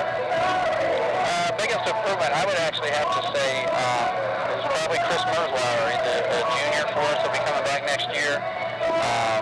He's a very fast, very good base runner, but his outfield play we were uncertain about. But now he's a starting right. Since about midway through the season, he's been in right field and has stayed there, and he's done a really good job. Outside of that, I would have to say another junior, Brandon Matter, big left-handed pitcher that last year had some control problems and didn't get to play varsity. This year has come in and really closed games out for us and has done a real nice job throwing strikes. So those 2 guys, I would have to say. As we had the little interview there with Coach Lightfoot, a great hit out to the center fielder again. The hitting barrage continues. Yeah, doesn't stop. That was Nick Liston. He doubles over the center fielder's head. I mean, how many balls are going to be hit over the center fielder's head today? It's not a good day for the center fielders. And the thing is the ball is carrying. None of them have moved back at all. There's another one. This one should be playable in right field for Merzweiler, who was just talked about. He makes the play for the first out in the inning. On to pitch for Firestone, Joe Cienciola.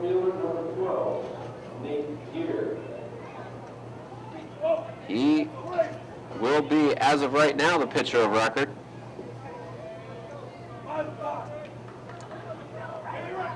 Schaefer didn't go enough innings. Got to go 4 to get the win as a starter. Got to go 5 in the 9-inning game. You go 4 in a 7-inning game. That one thrown by Gear for strike 1. And I think you're seeing probably the best pitcher here in the City Series right now. Was 3-3 on the season, 2 complete games. I just like the stuff that he throws hard. Really move the ball over the plate. Yeah, not overpowering stuff, not a power arm, but throws hard enough, can get you off balance, and he can strike out his share of hitters as well. So Schaefer, he goes 3 innings. One foul back. Gave up 8 runs on 11 hits, 2 strikeouts, 1 walk.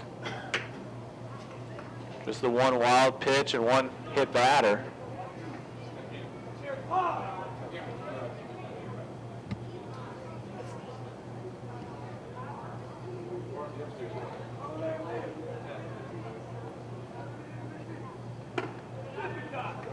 High heat on that one for ball 2.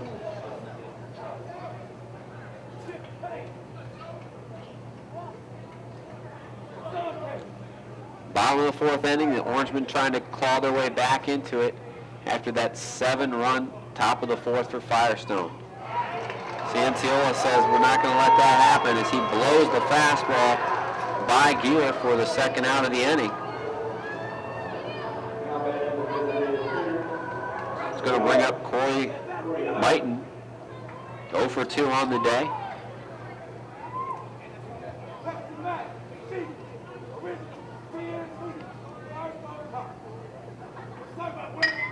Mighton first pitch swinging down the line, and there's room down there, but no one will get there. Mersweiler hustles after it, as does Dokes, and it falls into the seats for strike one.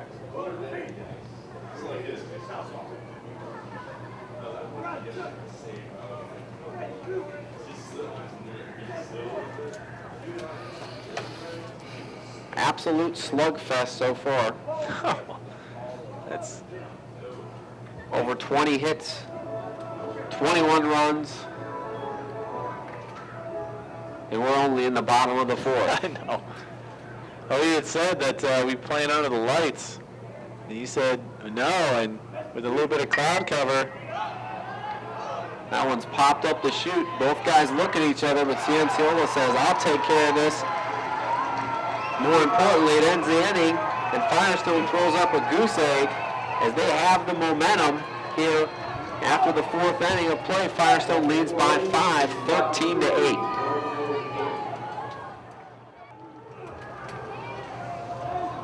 Akron City Series Baseball here on APS 15, supported by Akron Public Schools Career Education Department. Akron students have access to over 1,000 different career education programs and apprenticeships to get national credentials before they graduate from high school. For more information, APScareers.com. Also want to let you know that City Series Baseball here on APS 15, supported by Akron Public Schools, online at akronschools.com. Akron Public Schools, the smart choice. Joe Cianciola, Kyle Riley, and Chris Mersweiler due up here in the top of the fifth for Firestone. Joe and Stens Italy up here. You got to stand for this inning, huh? I'll try it, see what happens. 2-0 pitch fouled off third base side. Into the seats. Guy in the stands puts his hat out trying to catch it in that. Certainly not a great effort there. No, but the hat was off. As you mentioned, Dave, good crowd enjoying this one today. And if you like offense, you came to the right place. Plenty to see. Myers misses with that one. 3-1 now on pitcher Joe Cianciola.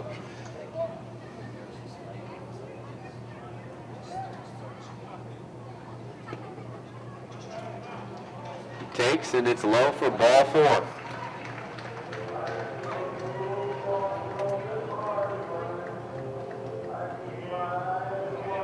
Well, Firestone, in addition to their 10 hits, they've walked 1, 2, 3, 4.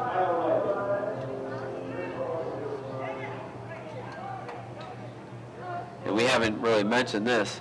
10 walks and a hit by pitch to go along with those 10 hits. So Ellet's undoing hasn't really been the big hits. It's been all the walks to go with them.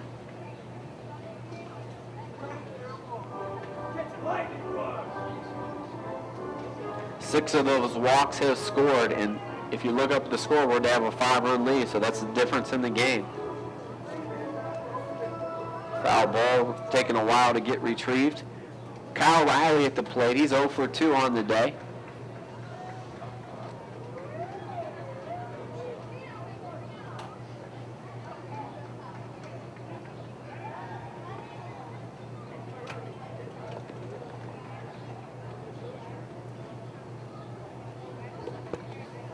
Beautiful day out. Wind has kind of changed again. Was coming in the left field a little bit. Now it's starting to blow out. We've seen that with a couple great hits over the center fielder. Bunt goes down right side. Moves the base runner. Move him over as Riley will get credit for a sacrifice. And now they're bringing a pinch runner. And it's going to be Court. Nope. It's going to be Matt Kinley, the junior. Of course, they will re-enter Cianciola. Yeah, I would think so.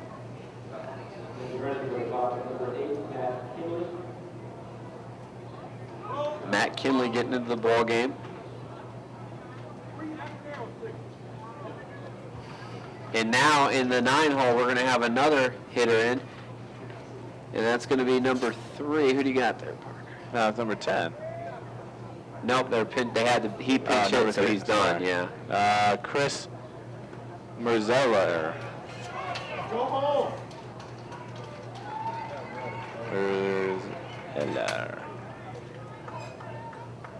Right, you said number 3.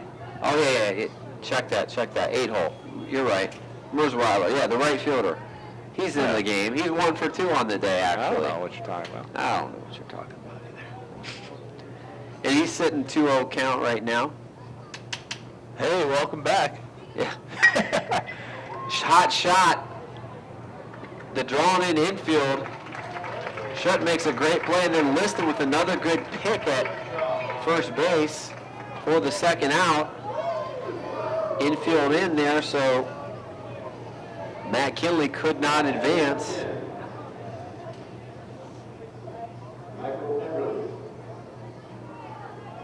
And Eberle, who did come into the game, as we mentioned, in the 4th inning. Hey, there it is. He stays in. He's 1 for 1 with our big 2-out hit.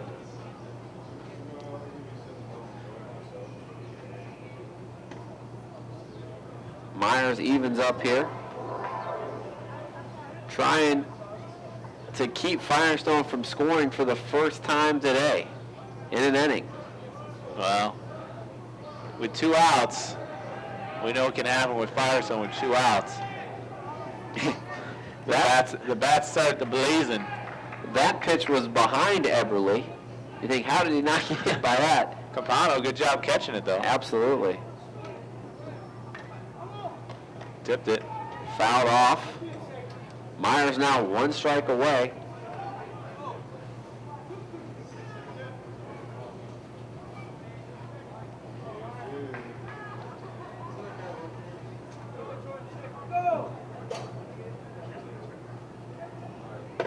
And he does get out of this inning with no harm done.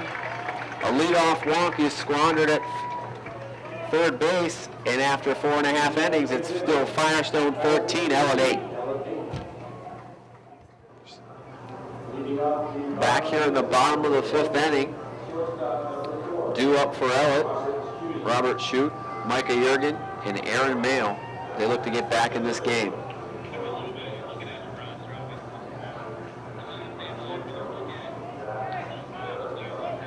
Shute 1 for 1 with a hit by pitch in the game.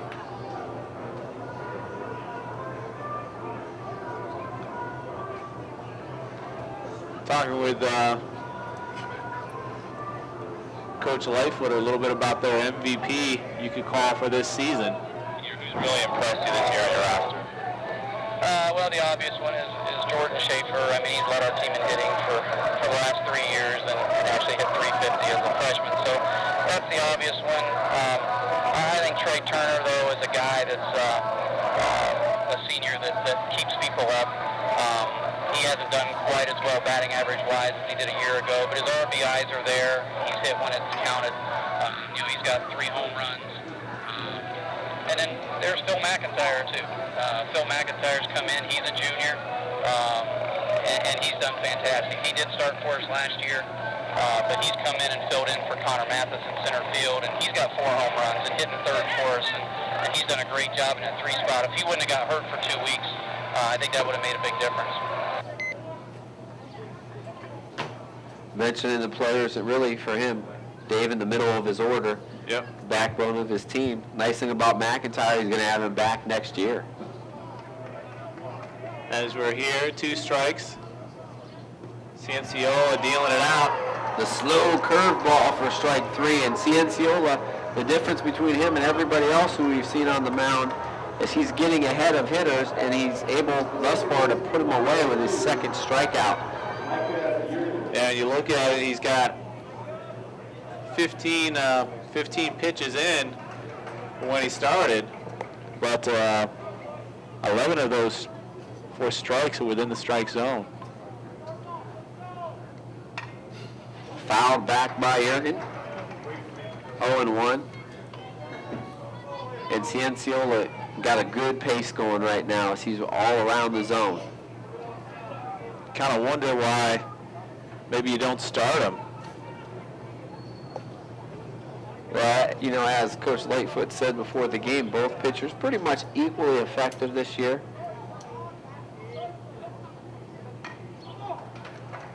Fouled off, 0-2. Obviously, Schaefer certainly not with his best stuff today. He battled and labored out there to get through his 3 innings.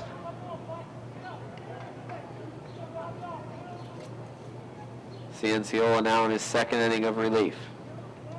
0-2 on Jurgen.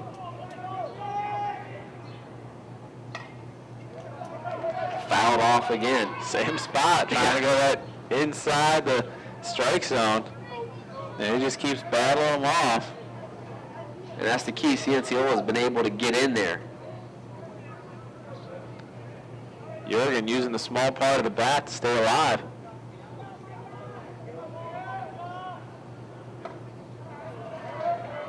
Still way ahead. Changed the eye level a little bit there for Jurgen. 1-2 the count. 1 out here in the bottom of the 5th. Orangemen trail by 5. Slow curveball, fouled back again off the net. 3rd or 4th one this at bat. Certainly a way to kind of battle through and keep yourself alive at bat. And that's what Ellet's been doing. They've pounded out 11 hits in this ball game. Offensively, they've done a great job. That one's fouled off, and he stays alive. He reaches for it, and he still fouls it off.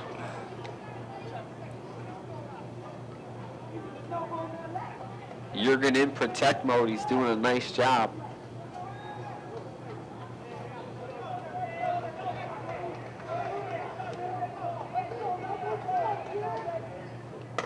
And that one, great location from Cianciola, just off the plate. Jurgen waves for strike 3, back-to-back strikeouts here for Joe.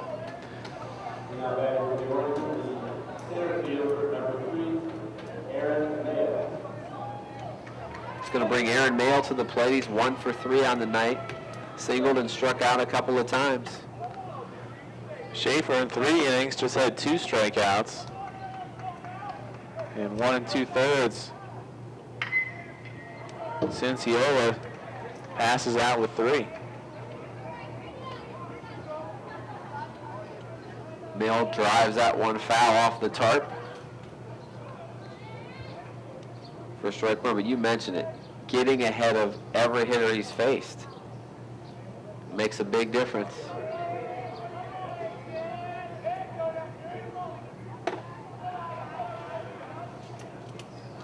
Misses upstairs to even the count.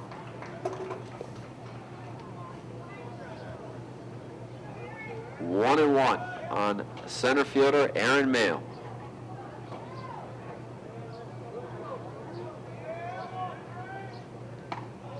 Slow curveball just off the plate. The Firestone faithful really wanted that one.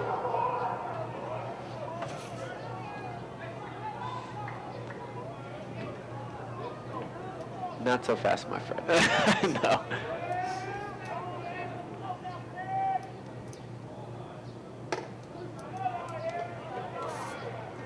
The last 2 batters make him work a little bit. Yep. 3 and 1.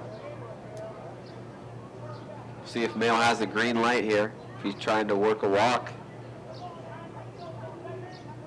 He takes that one way out of the strike zone for ball 4. We almost saw the first 1, 2, 3 inning of the ball game. Not tonight. Pitchers have been in the stretch all day. Corey Seitz 2 for 3 on the day. Couple of stolen bases for Corey. He's also driven in 2 runs. Nice job in the 2-hole by him. Huge jump for Mail, no throw. I mean, just huge jump. Goes in standing up for with a stolen base. Well, if you're looking for someone to run to the base or run into the end zone, that's the guy. 2 stolen bases on the day. Ellet very aggressive on the base paths. And now, after we were singing his praises, Cianciola's thrown 6 straight balls. Oh, only the APS curse can take down a good player. Seitz already a 2-out hit. Can he do it again? That one in for a strike. Seitz, I think, was taken all the way there.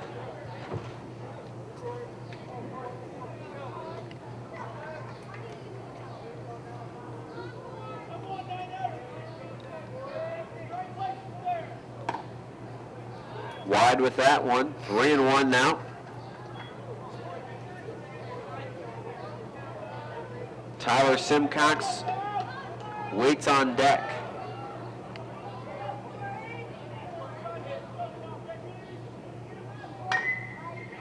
That one fouled away. Oh, over the top. Onto the street it goes. As the old song says, down on Main Street. That's where the ball is right now. Yep. Big pitch here for Cianciola. You want to get to Simcox with nobody on base to lead off an inning.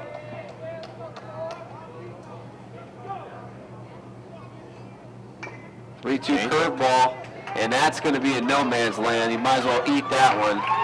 Base hit for Seitz.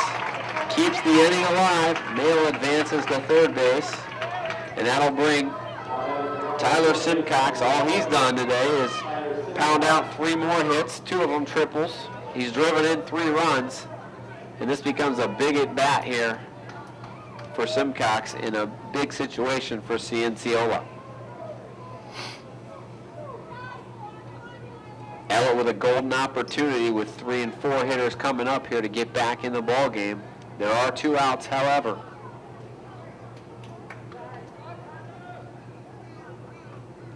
Simcox rips the first pitch. He can hit, Dave. I mean, he hits the inside pitch. He turns on it. Newsflash. He hits mistakes. He can hit. He can foul off tough pitches. Simcox, in 3 games that we've covered this year, he has 11 hits. That's a season for some guys. 4 for 4 with 4 RBIs. Tyler Simcox, another brilliant day. And Nick Liston, who's 2 for 3 on the day, has a chance here to get Ellet back in the game if he can hit a gap. Certainly career education player of the game type numbers, but you got to get another 4 runs, at least, if not more, or 5 runs. 5 runs today it seems like a lot. Excuse me, swing by Liston. Foul back. Golf swing. Didn't mean to. Tried to stop it.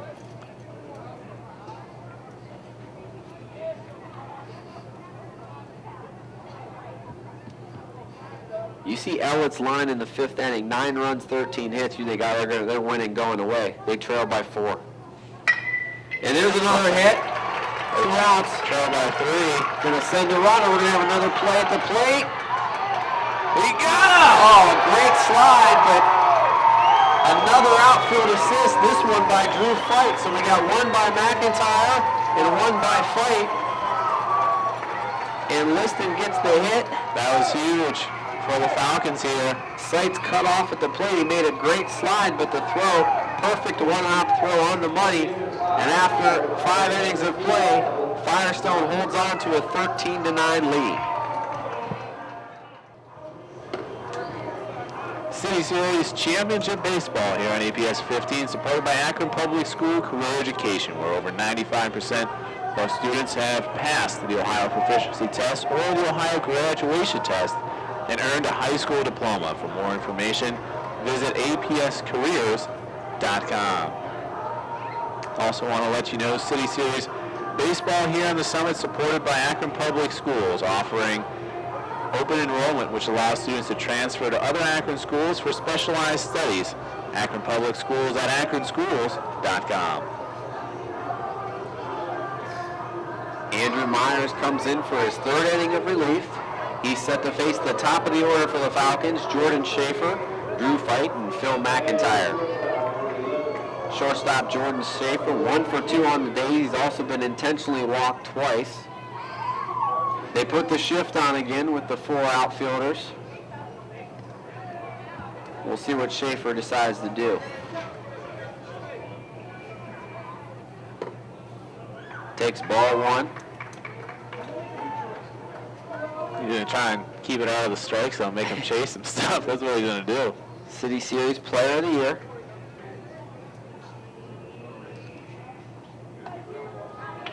That one in there for strike 1. Top of the 6th inning. Falcons with a 4-run cushion. And then you always, at this point of the season, the shoulda, coulda, wouldas goes off his ankle. And it looks like he's not going to first base, so he's going to stay in the box. I think he turned. But, this team obviously very good hitting, pitching. What could they have done if they hadn't played down to some of the competition that they lost to throughout the season? Could this team have been problematic in the playoffs? Shift works there as he flies out to the shortstop in deep left center field. Only today, Schaefer retired for the second time tonight, and Drew Fight comes to the plate. Fight 0 for 1. He's walked twice. He hit a sacrifice fly in the 4th inning. Proud dad out there. Excited his son made the catch. Well, anytime the outs have been tough to come by, so especially leadoff hit outs, good to celebrate. 2-0 count on Fight. 31 pitches, all right, here in relief again. Second reliever they've used so far. He's got coming up on 1 1/3 inning so far. Drew Fight with an outfield assist to end the last inning. Give his team some momentum back, as Ellet had back-to-back hits before he threw out sights at the plate. He fouls that one off to even the count at 2.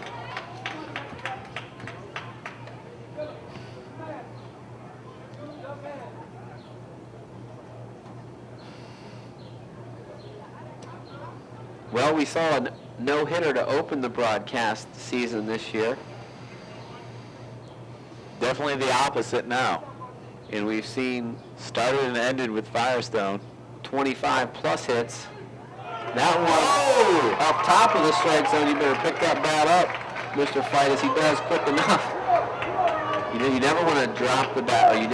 The one thing, the automatic ejections when you draw the line, saying where the pitch was. That's a good way not to say anything yet still get yourself kicked out of the game. Drew Fight strikes out on definitely a borderline pitch for strike 3. Phil McIntyre comes to the plate. He takes strike 1. McIntyre on the day. He's 2 for 4. Singled, doubled, and he's driven in a run. 3 strikeouts for Myers.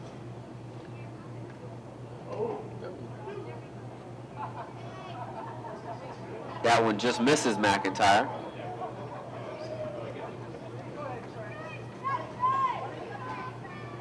Still looking for the first 1-2-3 inning of the night. I just don't see it happening, Joe. Good psychology. Myers getting himself, as you mentioned, into a little bit of a groove now.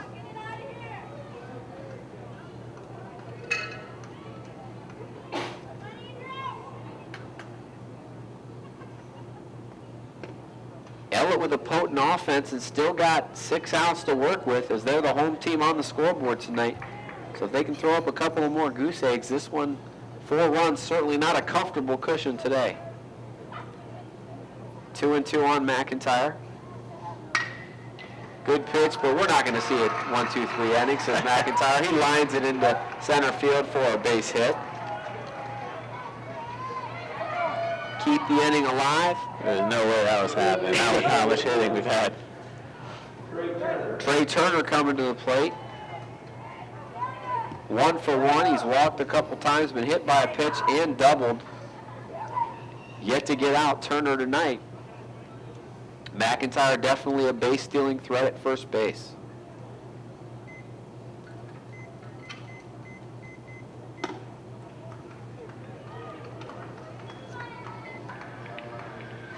Coach, tell me a little bit about how your season's going. Give us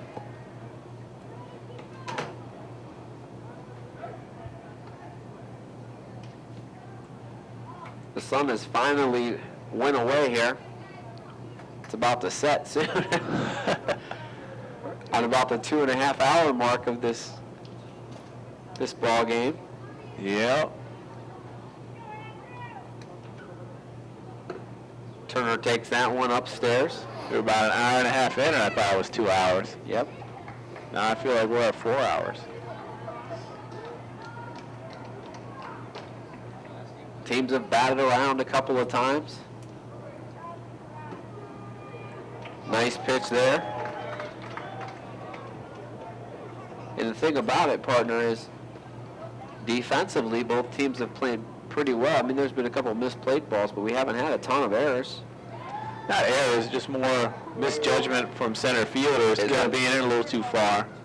Right. Balls that have fallen for hits or they've allowed extra bases. Yeah. Yeah, not the cleanest played game, but certainly. But, I mean, the balls were all hit well. There's another one. Simcox makes a great play, but he can't get it out of his glove. And Turner hustles down the line for a base hit. Simcox lost it on the transfer there. Got to give him a base hit, though, as he dove for it. Good call. You don't have to, but... Yeah. I thought you were the stingy one. Today I am, I guess. I wasn't going to give him the hit. Doak's first pitch swinging. He pops it up the chute. Listed. Not the most conventional of ways. No, he makes the catch. happens, though. He makes the catch, and that's all that counts. And another 0 put up by Myers. And after 5.5 innings of play, it remains Firestone 13, Ellet 9. Back here as we bring the Orangemen up for the bottom of the 6th. Had a chance to talk with Coach Saber about kind of their summary of the season. Summary of kind of what you expected and how it's kind of panned out here in the last game. Well, I won't bring up the weather situation with not everybody, because everybody's got in that same situation. But as far as us, I think that it's gone awful fast, extremely fast here. You always wait for that good weather.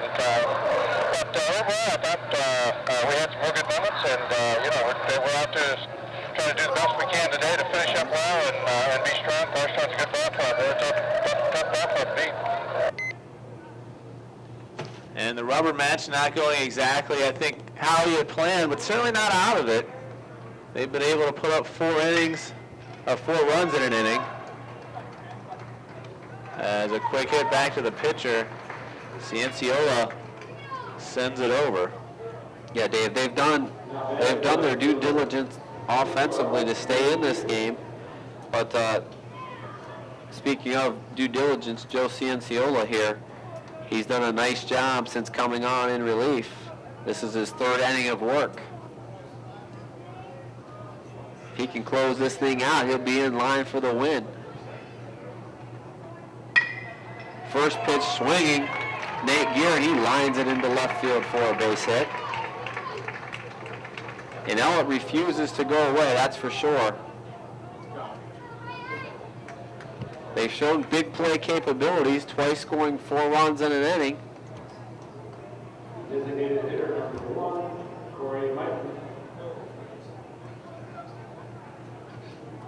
Corey Mighton to the plate. 0 for 3 on the day. First pitch, they're running on Cianciola, and they obviously have a scouting report on him from before, that he's a guy that you can certainly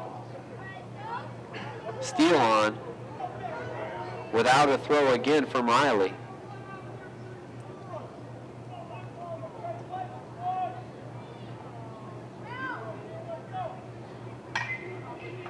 Mighton gets it through the hole, and they put the stop sign at third base, and a good decision on Nate Gear. Again, back-to-back hits by the Orangemen.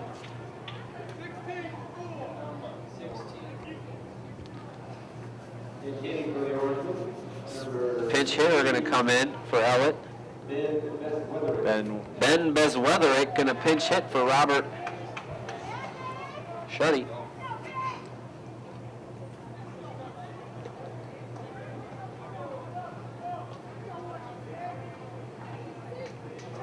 Ellet again knocking on the door. Oh, they pick him off in the throw.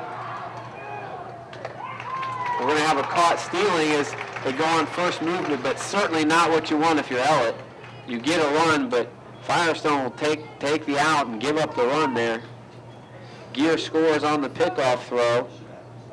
Corey Mighton picked off first base, and I think that's a big out in this ballgame. Now 2 outs, nobody on for Bezweatherick.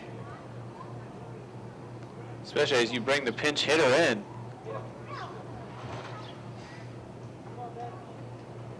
Certainly nice if you can get both players in scoring position, but it bites them. One too many times they're going on first movement, and Ellet is burned.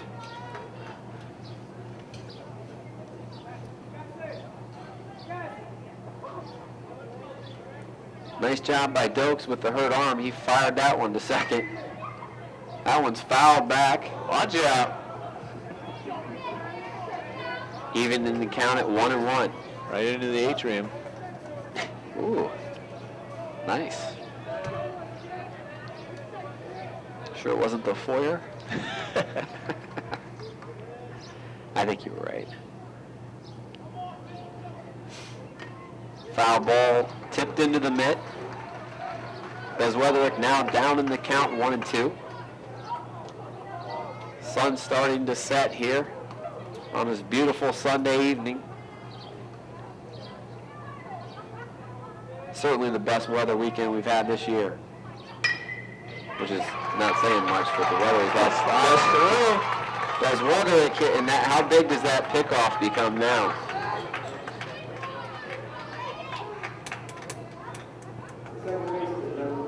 They're going to re-enter. They're going to re-enter Robert Shuddy here to run for Bezweatherick as he does his job. Gets a base hit. Shuddy will come back in. Bezweatherick's day is quickly over, but he, like I said, he does his job, gets a base hit, keep the inning alive. Micah Jurgen now coming to the plate. And just think of the outs the last 3 innings that Ellet's made. 2 at the plate, 1 on a pickoff.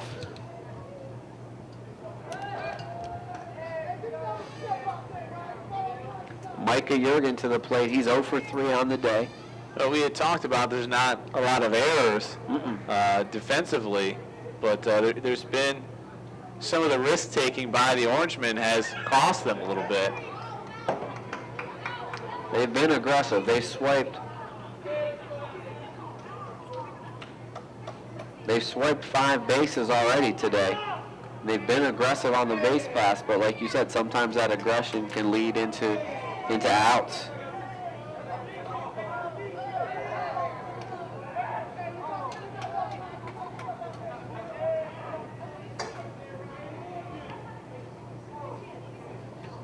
Two outs here in the bottom of the 6th. Ellet trails by 3.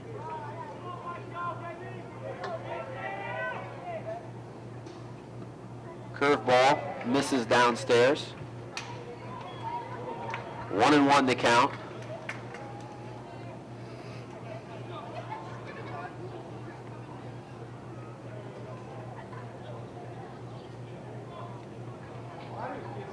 again, inexplicably, runner breaks off, and as we mentioned, in the last two innings, 4 guys have gotten picked off or thrown out in unconventional ways, and that's going to get the Falcons back into hit.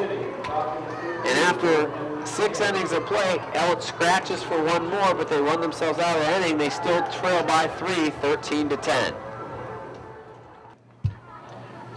Back to action here. Top of the 7th inning. Pitcher Joe Cianciola, catcher Kyle Riley, and right fielder Chris Mersweiler due up for the Falcons, who lead by 3. City Series baseball here on APS 15, supported by Akron Public Schools. For enrollment opportunities, akronschools.com.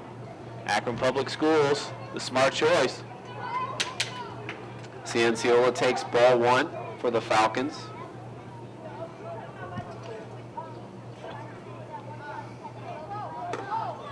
Falcons 13 runs on 12 hits. The Orangemen 10 runs on Keep adding, Joe. 17 hits for the Orangemen. Cianciola flies that one in the gap. Look at that thing fade away. And that one falls. Everything hitting hard or soft just seems to go right into the gaps today.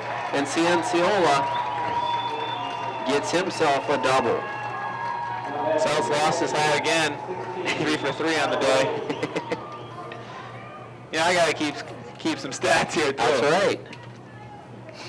Kyle Riley coming to the plate. He's 0 for 2. It's hard to keep that hair contained in that hat, especially when running.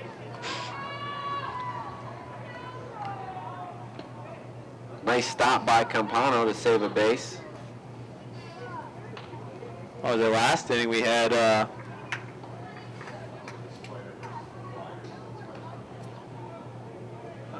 we have Dokes and Ms. Weller both lost their hats going after it. That's right.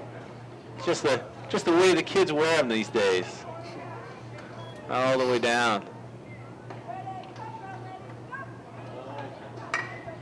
There's a base hit into left field. Going to hold the runner at third base. Kyle Riley joins the hit parade.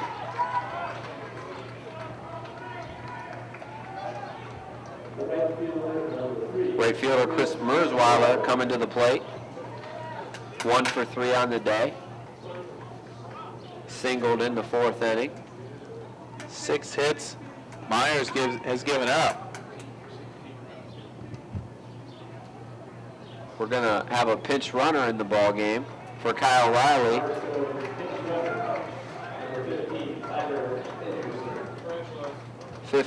Tyler Edgerson going to pinch run for Mersweiler, or check that for Riley.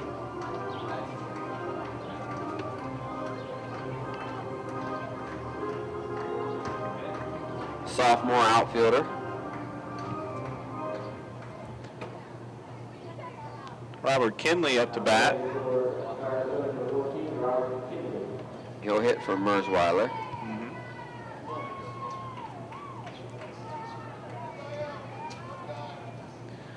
Approaching a 3-hour game here. Certainly. Certainly got your money's worth today. A great baseball game. Plenty of time for hot dogs and nachos. Pitching coach is not that happy, but but the hitting coach looks like a genius. been a good day to hit there, no doubt there. And most of these hits, there's been a couple of bloop shots or seeing eye hits, but most of them have been driven, line shots, balls hit over guys' heads, clutch hits into the hole with 2 outs and 2 strikes. It's been a hitting clinic by both these squads. Championship baseball.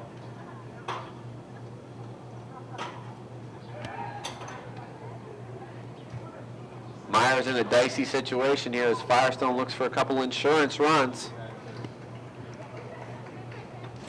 Yeah, you can always guarantee they're going to try and send him eventually. So trying to hold him back on the bag.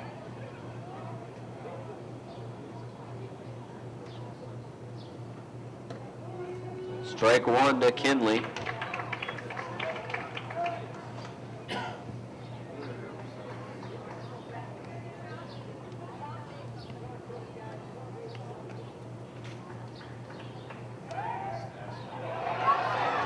Ball thrown away. Third wild pitch, a wild throw by Myers. That allows Cianciola to score easily.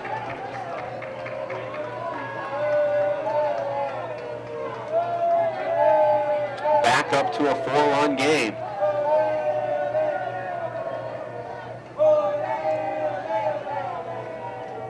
The Firestone crowd starting to sense it a little bit. Have a lot of members from the girls softball team here.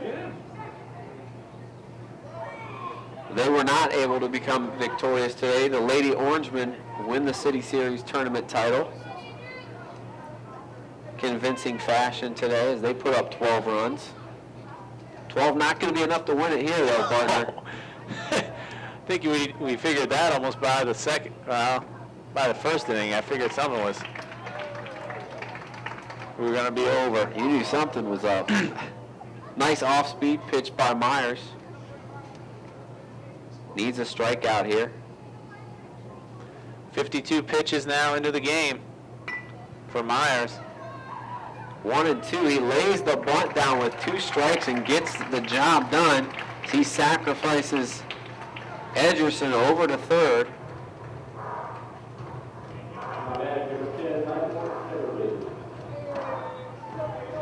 Good job handling the bat. He's set down for the first out. Mike Eberly. Big 2-out hit way back in the 4th inning. Seems like a long time ago. Gave Firestone the lead. Well, it was a long time ago, Joe. Not kidding. 14-10. City Series football score. Maybe a prelude. Everly drills it. Shetty grabs it, gathers, throws low again. And Liston can't pick it this time. And you're starting to really see the frustration by the Orangemen out on the field. First by Myers and now by Linston. Second error of the inning. No RBI on the play for Eberly. And the 15th run comes across for the Falcons. Top of the order in Jordan Schaefer. Schaefer 1 for 3 on the day. Intentionally walked a couple times. They'll go at him this time.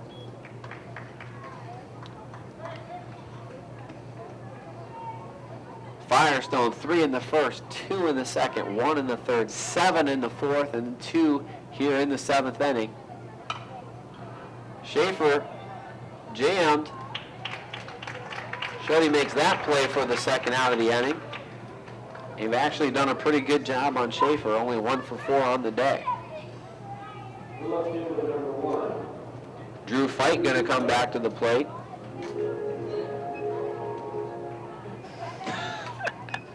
Not exactly. I think the music, the harp string that he wants to come up to bat with. Not really sure, outside of being an angel, how that pumps you up. Campano throws out. Nice play by Jurgen at second base, scooping it and putting the tag down. Eberly out, caught stealing to end the inning. As we go to the bottom of the 7th, it's last gasp time for the Orangemen as they trail by 5, 15-10.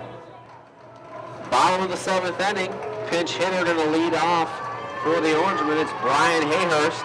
He'll hit for Micah Jurgen. Hayhurst. Firestone faithful comes alive here as they won a championship. Hayhurst wearing the two-tone helmet. Joe and I's discussion all year. What do you think, Joe? Looks good with the orange, doesn't it? I have a solid color. Creamsicle. Come into the modern times, Joe. You don't need just a solid color hitting helmet. Hey, it's what's in style now. Now we can look fly with that helmet. I like it. Well, you know. I have to say the best was, what was it, Kenmore? Yeah. That was the best one. I agree. 2-0, and Hayhurst should be taken all the way here. He is for strike one.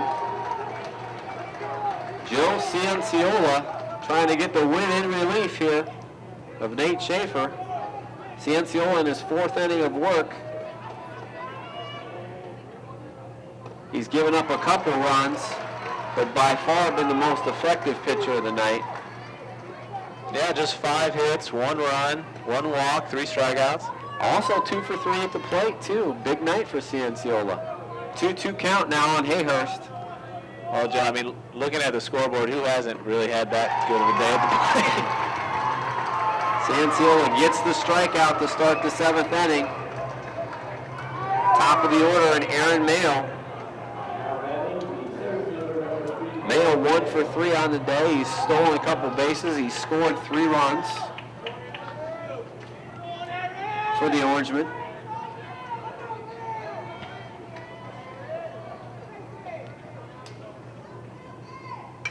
First pitch hacks at that curveball and hits it foul.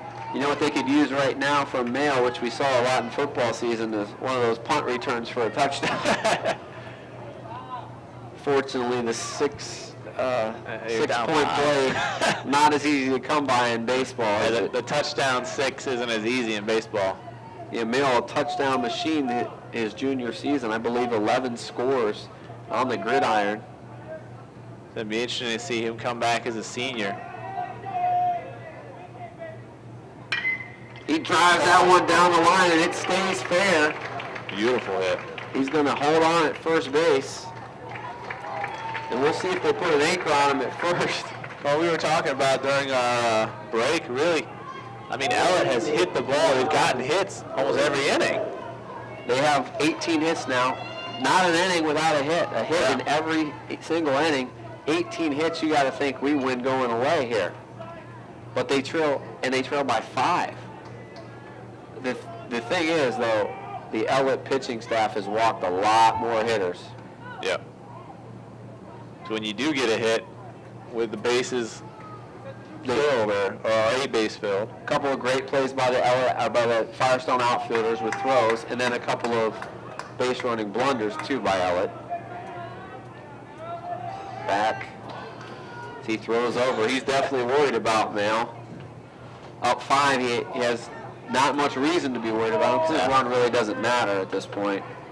Corey Seitz matters at the plate, and he's had a heck of a day. He's 3 for 4. Good pitch there, right off the outside corner to Seitz. 47 pitches in. 32 for strikes.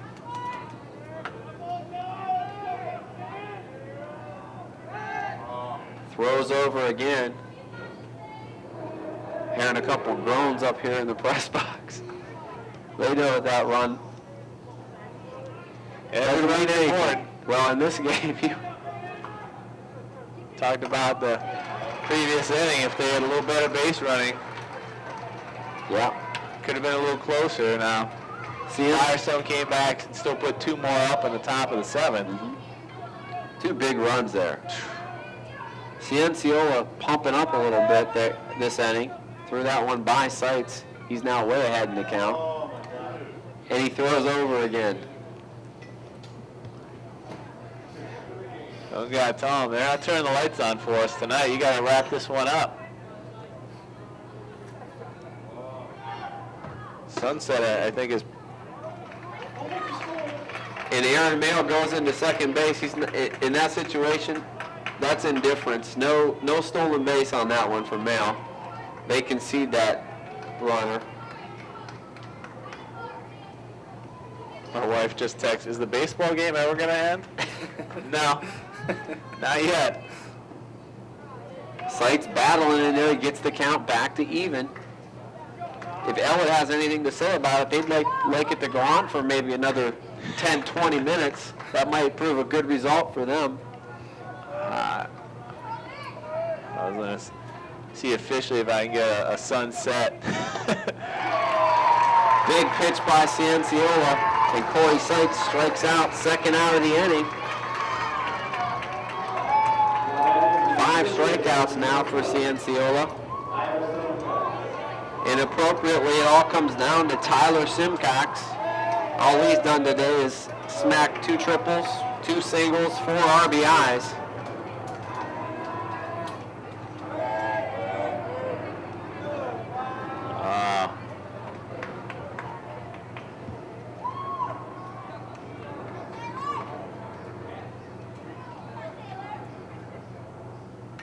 Simcox swings and fouls that one into the mitt. Cianciola, with the sky starting to darken, is staying with the hard stuff.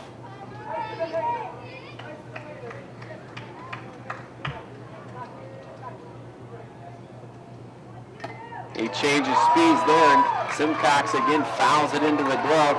And now Ellet down to their last strike. Much different pitcher we saw in the previous innings to now as they give him a standing ovation. 1 strike away. The Firestone faithful standing and roaring. Championship trophy will find a new home this year.